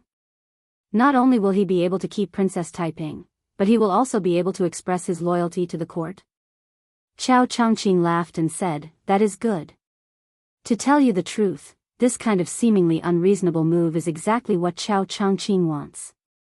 The old god of swords, who had been kicking at the side, laughed coldly and interrupted, don't worry. That Su fellow is not that stupid. Chao Changqing did not think much of it. He slowly got up and walked out of the freehand garden. The old man with the sheepskin fur coat sighed and said, this old man can roughly guess how this fellow will end up. Scholars are full of evil tricks. Sigh, it looks like that Su fellow is going to lose this time. The green-clothed Chao Guanzi came to the pavilion. Jiang and I just happened to come out of the pavilion and stand on the steps. Chao Changqing bowed and said, if the princess wants to marry into the Bailiang palace, Chao Changqing can leave today. Jiang and I looked as if he had been struck by lightning, his face pale. If some things are not said clearly and you deceive yourself and others, you can be muddle-headed for the rest of your life and play around easily. But if it is said clearly, even immortals have no leeway to mediate. In the pavilion, Su Fengmian subconsciously raised his hand, as if he wanted to pull something, but he put it down in the end. Lifting something is not heavy, but putting it down is difficult. Jiang and I turned his head and glanced at His Royal Highness, who was always frivolous and always had a smile on his face. Su Fengmian, who was sitting cross-legged on the bench, smiled and waved his hand. Chao Changqing said expressionlessly, Chao Changqing will definitely keep his promise. Su Fengmian withdrew his smile and only said one word. Scram. Chapter 265. His Royal Highness gritted his teeth and said, Scram, to everyone's satisfaction. As a result, the entire pavilion cracked inch by inch. Su Fengnian accompanied Jiang and I, who had regained her identity as Princess Taiping, as they walked slowly with their backs to the pavilion. When Su Jihu, the old sword god, and the others heard the commotion and rushed over, they only saw Su Fengnian sitting in the dust. It was hard to tell whether he was embarrassed or angry. Su Jihu, who loved her brother the most, couldn't hide the anger on her face. She wished she could use the military seal to encircle and annihilate the rebellious Chao Guanzi. In the past 2 days, there were 2 major events in Yangchun City. One was the gathering of famous people in Baogua Temple. The other was Gu Jintang's former subordinates leading troops into the city. They were undoubtedly targeting the crown prince of Biyao. With the connections Su Jihu had accumulated in Gangnam-do over the years, it wasn't that he couldn't take advantage of the situation. At the very least, he could make Chao Changqing unable to continue acting mysterious. However, Su Fengnian, who had been warned by the pavilion's destruction, didn't crazily fight Chao Changqing to the death. He got up and walked toward his elder sister Su Jihu. He held her hand and squeezed out a smile. Su Jihu felt even more uncomfortable, but she finally managed to hide the anger on her face. The siblings returned to the comfortable garden and sat down. Not long after, Bluebird stood at the door and reported, "Princess Chang, Your Highness, Jiang and I and Chao Changqing have left in the carriage arranged by Tang Shi Sword Saint." Su Fengnian asked, "Li Chungang left with them?" Bluebird shook her head and said, "No, the old sword god asked me to pass a message to Your Highness. He will only leave when he returns to Belyang." Su Fengnian laughed and said, "What a great reassurance." Su Jihu hesitated for a moment and took out a letter from her sleeve. She smiled and said, "When it rains, it pours. Your second sister just sent a letter saying that you shouldn't go to Shangyin Academy. Even if you go, she won't see you. It seems that she's really angry that you came to Hutting County first and not her place. What should I do? Do you want me to plead on your behalf?" Su Fengnian smiled bitterly and said, Don't add fuel to the fire. At worst, I'll take a detour to Mount Longhu to find Huang Manor. Since I didn't go to see second sister first, I should at least pretend that I'm going to Shangyin Academy as the finale. Otherwise, second sister will definitely refuse to see me." When it came to Su Weisheng, Su Jihu had a sharp tongue but a soft heart. After all, they were sisters. He nodded and said softly, "Your second sister is very ambitious. She cares about you very much. After you meet Huang Manor, don't send her a letter saying that you're going to visit her at the school. Give her a surprise, then she won't be able to keep a straight face." Su Fengnian's thoughts wandered. He frowned and asked, "This time I fought in Yangchun City. Will it embarrass Lu Daolin?" Su Jihu said confidently, "It's not a big deal. The position of the Chancellor of the Imperial College is noble, but it's not as practical as the position of Minister of the 6 Ministries. In the past, we had to be careful of our Confucian demeanor and couldn't lower ourselves to do it. This time, we suffered a loss, but we might gain a blessing in disguise. Moreover, Uncle has already made up his mind to take up a position in the Ministry of War. Although the rich families compete for power, Gu Jiantang has always been in charge of the Ministry of War. Among the 6 ministries, the members of the aristocratic families in the Ministry of War have the least say. This time, even if they don't get along with Madame Lu, they'll have to pinch their noses and agree. If the head of the Lu family can take charge of another ministry, Madame Lu will have a higher status. She won't have to be bullied by both sides like before. The scholars of the various halls, the heads of the 2 provinces, the 6 ministers, and the assistant ministers of the 6 ministries. There are more than 20 people in total. These people can be considered the first line of officials in the capital. Whether or not a family can gain power depends on whether or not they can occupy 1 or 2 of these positions. Because the palace secretariat has been reluctant to part with its head of the palace secretariat for a long time, the dozen or so great yellow sects all have their own positions. Moreover, that person in the capital doesn't allow these people to band together. Instead, they're not as powerful as the 6 ministries.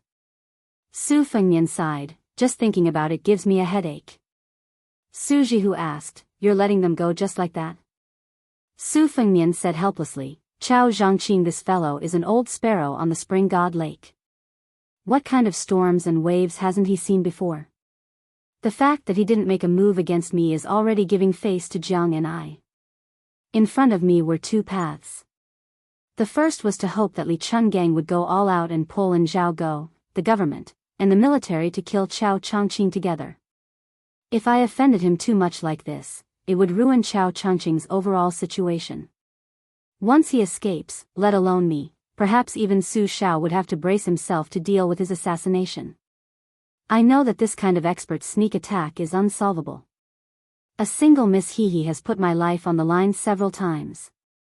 If Chao Changqing wants to kill someone, only that person in the capital can barely maintain a stalemate. The other path was that what the eye doesn't see, the heart doesn't grieve over. What can I do? What can I do when my skills are not as good as his? Jianghu is a dangerous place. As a result, if one drifts in Jianghu, how can one not suffer a blade? This was what Wen Hua said, and it really made sense. Otherwise, I would like to heroically say to Chao Guanzi that if he has the ability, then come and fight me. But can I? It's possible that as soon as I finished speaking, my head would be taken away. Su Jihu patted the back of His Royal Highness's hand and consoled, the sooner you master the Biyao cavalry, the sooner you don't have to be afraid of anyone. Su Fengnian smiled, sis, don't worry. The 6,000 li that I walked with old Huang was not in vain. My heart won't be broken so easily. Wen Hua's dog mouth can't spit out ivory, but how can he not suffer a blade? There's another sentence after that, it's very chewy. Su Jihu curiously asked, let's hear it. Su Fengnian laughed and said, if one drifts in Jianghu, how can one always suffer a blade? Su Jihu clutched his stomach and laughed until tears suddenly flowed out of his eyes. It wasn't clear whether he was amused or sad. This was the second time today that Su Fengnian helped his elder sister wipe away her tears. He gently said, sis, it's about time for me to leave. If you continue crying, I won't be able to leave. Su Jihu suppressed the reluctance in his heart and pretended to be magnanimous. Go, go, go. I originally wanted to introduce you to some beauties with clean backgrounds. The women in Gangnam-do are all fresh and beautiful. It's better that you leave, lest my heir Qiao's soul is distracted. Su Fengnian laughed involuntarily and said, that girl heir Qiao is muddle-headed or blind. Why would she fall for me? Su Jihu's eyes unknowingly filled with tears again. He laughed with a sobbing tone, do you think that everyone is as heartless as that girl Jiang and I? You leave just like that. Even if you raise a dog, you've already developed feelings for it. Su Fengnian sighed, sis, you've gone overboard. Su Jihu heavily exhaled and said indignantly, it's not easy for her either. She's so small and yet she has to carry the entire West Chu on her shoulders. At the end of the day, Chao Zhangqing is the one who isn't a good person. Entering the imperial palace 3 times in these years sounds quite heroic, but in the end, he still has to use Jiang and I, this young girl, as a scapegoat. He really can't protect his reputation. Su Fengnian stood up and said, I'm going out for a walk. Su Jihu worriedly asked, are you all right? Su Fengnian made a pig's face before Su Jihu let him go. Blue Bird did not follow. Su Fengnian walked to the entrance of the courtyard alone. He withdrew his feet and walked into a side room in the courtyard. It was elegant and clean. In the corner of the room, there was a large bookcase. Su Fengnian saw a dozen copper coins scattered messily on the table. After sitting down, he picked them up one by one and held them in the palm of his hand. That year, she had walked into Biyao Palace alone. Today, she also walked out of the courtyard without a single item. Su Fengnian stacked the copper coins on the table and rested his chin on the table in a daze. He noticed that his chin was a little wet and suddenly came to his senses. He laughed bitterly and then his eyes became firm.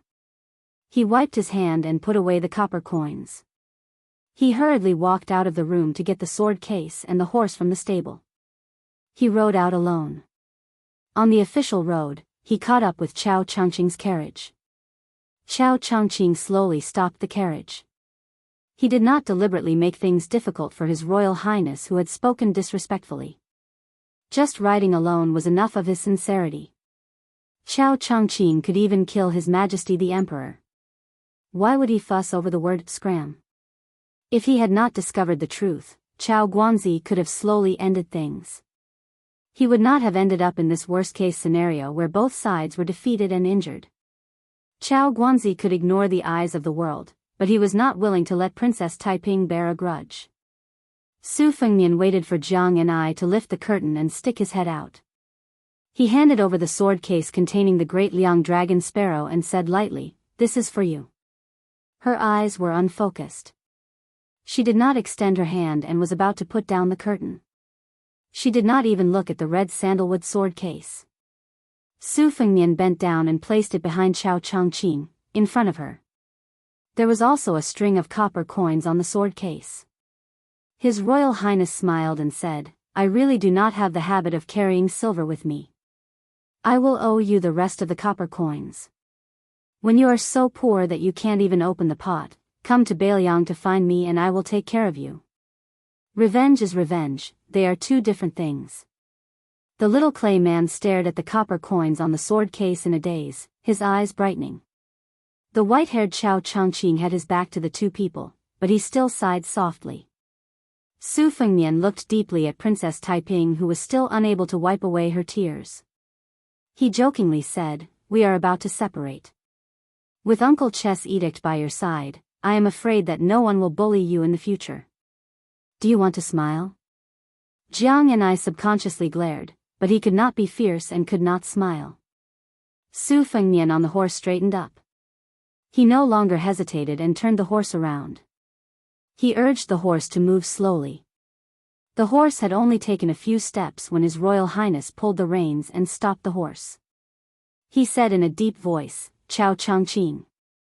Chao Guanzi did not need Su Fengmian to speak. He calmly said, "Zhao Go is nothing." When the princess was not here, Chao Changqing allowed them to jump around. "This time, I will let them all die." Su Fengmian did not speak anymore. He urged the horse to gallop away. Jiang and I held the sword case and sat back in the carriage. He quietly put a copper coin that was tightly clenched in his palm and covered in sweat together with the other 10.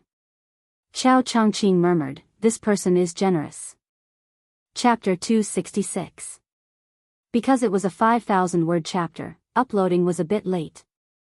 Coincidentally, King of Biyao Su Shao was just about to leave the capital when Great General Gu Jiantang returned from Liao to attend the morning court. Today's morning court was not held in the Hall of Preserving Peace, but rather in the Hall of Cultivating Spirit, which was normally used for holding court.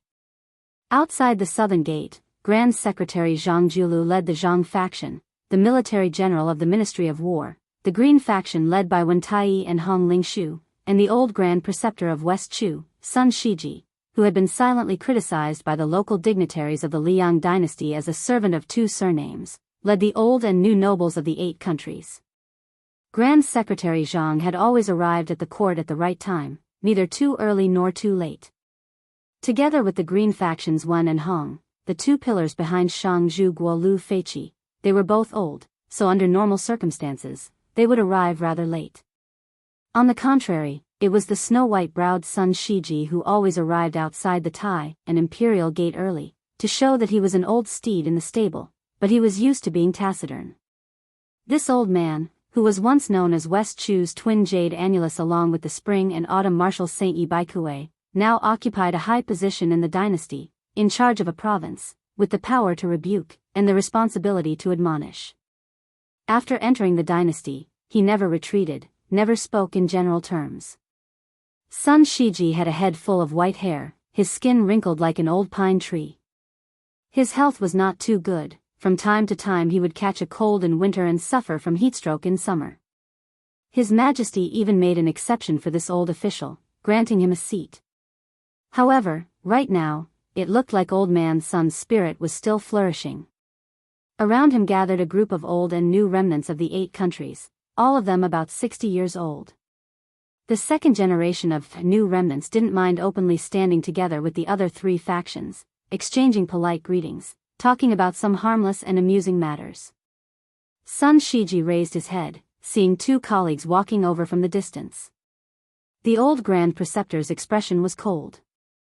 When the civil and military officials all sensed the appearance of these two, they immediately shut their mouths. One of the two wore first-rank embroidered crane's civil official robes, purple beard and blue eyes.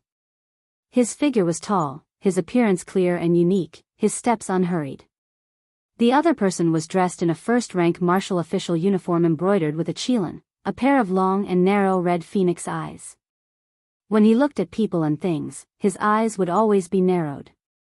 Not only did he not give others a feeling of elegance and charm, he instead added a bit of gloominess. His steps were firm. This person got off the carriage with Grand Secretary Zhang Jiulu and walked over together. Perhaps it was because his steps were faster. At first, the two walked side by side, but they gradually passed Grand Secretary Zhang by a body's length. However, he still didn't seem to realize that this was inappropriate, directly walking towards Tian Gate. Of all the civil and military officials in the imperial court, only Great General Gu didn't bother with trifles like this. Gu Jintang's way of doing things was a bit domineering, but his speech was still respectful. He didn't speak with Gu Party's direct line of descent, instead first greeting Sun Shiji. Old Sun nodded with a smile. The old man didn't have any bad feelings towards this famous general from the spring and autumn period. After all, the ones who destroyed West Shu were Su Rintu and Chen Bai, this pair of adopted father and son. The Imperial Secretariat's Great Yellow Gate was the son of Heaven's inner court officials. This Great Yellow Gate was not a eunuch's Great Yellow Gate, the two couldn't be mentioned in the same breath. Only the Imperial Secretariat's Great Yellow Gate was closest to the emperor, not losing out in the slightest to the eunuchs in the palace.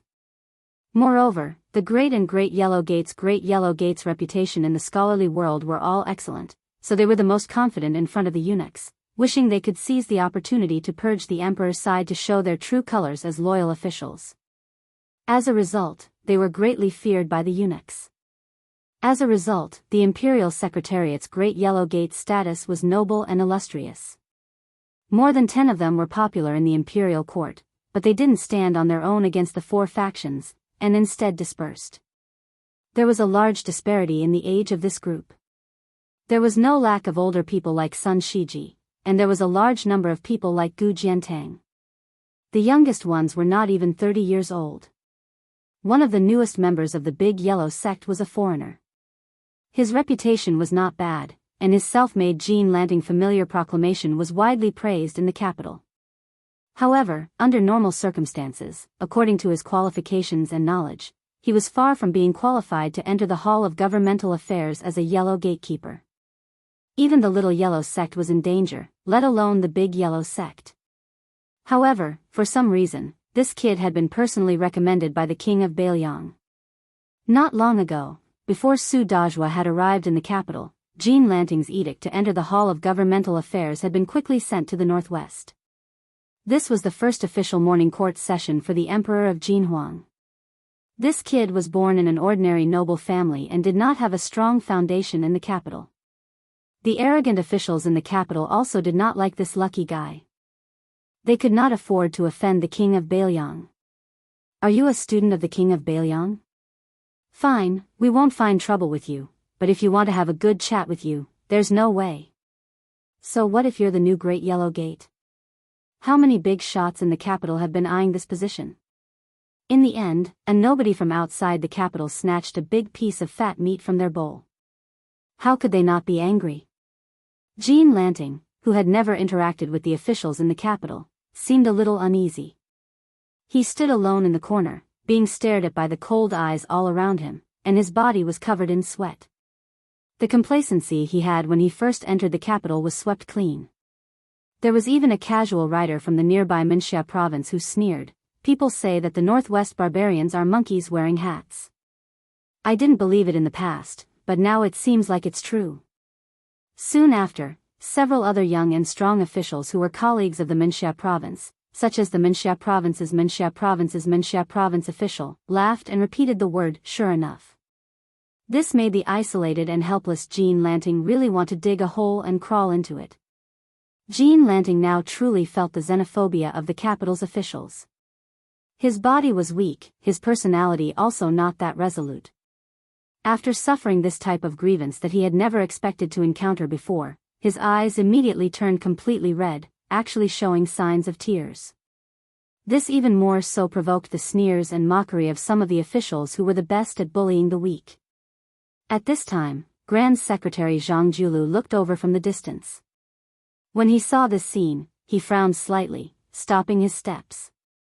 Gu Jiantang originally intended for Grand Secretary Zhang to enter the imperial city first, but when he saw the Grand Secretary turn around and walk away, Great General Gu didn't stand on ceremony either, taking the lead to walk through the main gate. The Gu generals naturally followed in a line. Sun Shiji and Green Party's two great consecrators also followed closely behind. In the court, Zhang Party's influence was the greatest, their numbers the most numerous. Before the Grand Secretary entered the city gates, they obviously didn't dare act blindly without thinking. They could only stop where they were, all of them looking towards the Grand Secretary. They looked at each other in dismay, all of them seeing the confusion in each other's eyes. The extremely dignified Zhang Julu arrived at the crestfallen Jean Lanting's side, saying with a gentle smile, "Jean Huang Men, a few days ago, I thickened my skin and specially asked Chancellor Huan for a few blades of Lanting Sichuan. That old fellow's heart ached as if he was cutting his own flesh. Only when I returned to the manor and gave it a try did I realize why old man Huan viewed it as his favorite. It really was as light as a cicada's wing, unable to make a sound. If you don't mind, I would like to ask you, the supervisor of Lanting Sichuan, for a few more blades of Sichuan." Jean Lanting raised his head, an expression of disbelief on his face. He mumbled, not daring to say anything. Those officials who were originally waiting to watch a good show slowly dispersed, no longer daring to openly ridicule this outsider who was lucky enough to occupy a high position. Grand Secretary Zhang didn't seem to mind either. He patted Jean Lanting's shoulder, and when he brushed past him, he said indifferently, "Only a gentleman can avoid cliques and pursue personal interests. Let others laugh today, but there's no harm in seeing who laughs 10 years later." Jean Lanting's legs went soft, almost about to kneel down for that figure. A gentleman would die for his bosom friend. This dynasty's Gaozu established the belt system, from the Son of Heaven to the feudal lords, princes, ministers, as well as third rank and above, they were allowed to use a jade belt. The amount of jade embedded in the belt was also regulated by Ming law. The current dynasty's great pillar state Su Shao, because of his outstanding military achievements, the late emperor bestowed a white jade belt embedded with 15 pieces of jade. The great general Gu Jiantang received 13 pieces of jade. When it came to the current Son of Heaven, the number of belts bestowed upon him was few and far between. Qin Jibao, who was publicly revered by the Son of Heaven, was bestowed a purple belt embedded with 12 pieces of jade. After the old Grand Secretary passed away from illness, Grand Secretary Zhang Julu, who had risen more than 10 ranks in 2 years, was bestowed 4 purple belts, one embedded with gold, and the other embedded with jade was 6, 10, 13, increasing in that order. The current dynasty's court uniform belt was inlaid with jade as the most respected material, followed by gold, silver, copper, and iron. Unless the emperor bestowed it specially, it could not exceed the official rank. The standard of a jade belt could not exceed a lightning pool, but it was an ancient custom for gentlemen to love jade. The imperial court didn't forbid the hanging of jade pendants at the waist. Jean Lanting followed the civil and military officials into the city gate. Along the way, jade pendants were knocked, making ding-dong sounds, creating a clear and ethereal sound. Jean Lanting's mind swayed. This was precisely the center of the entire Liang dynasty.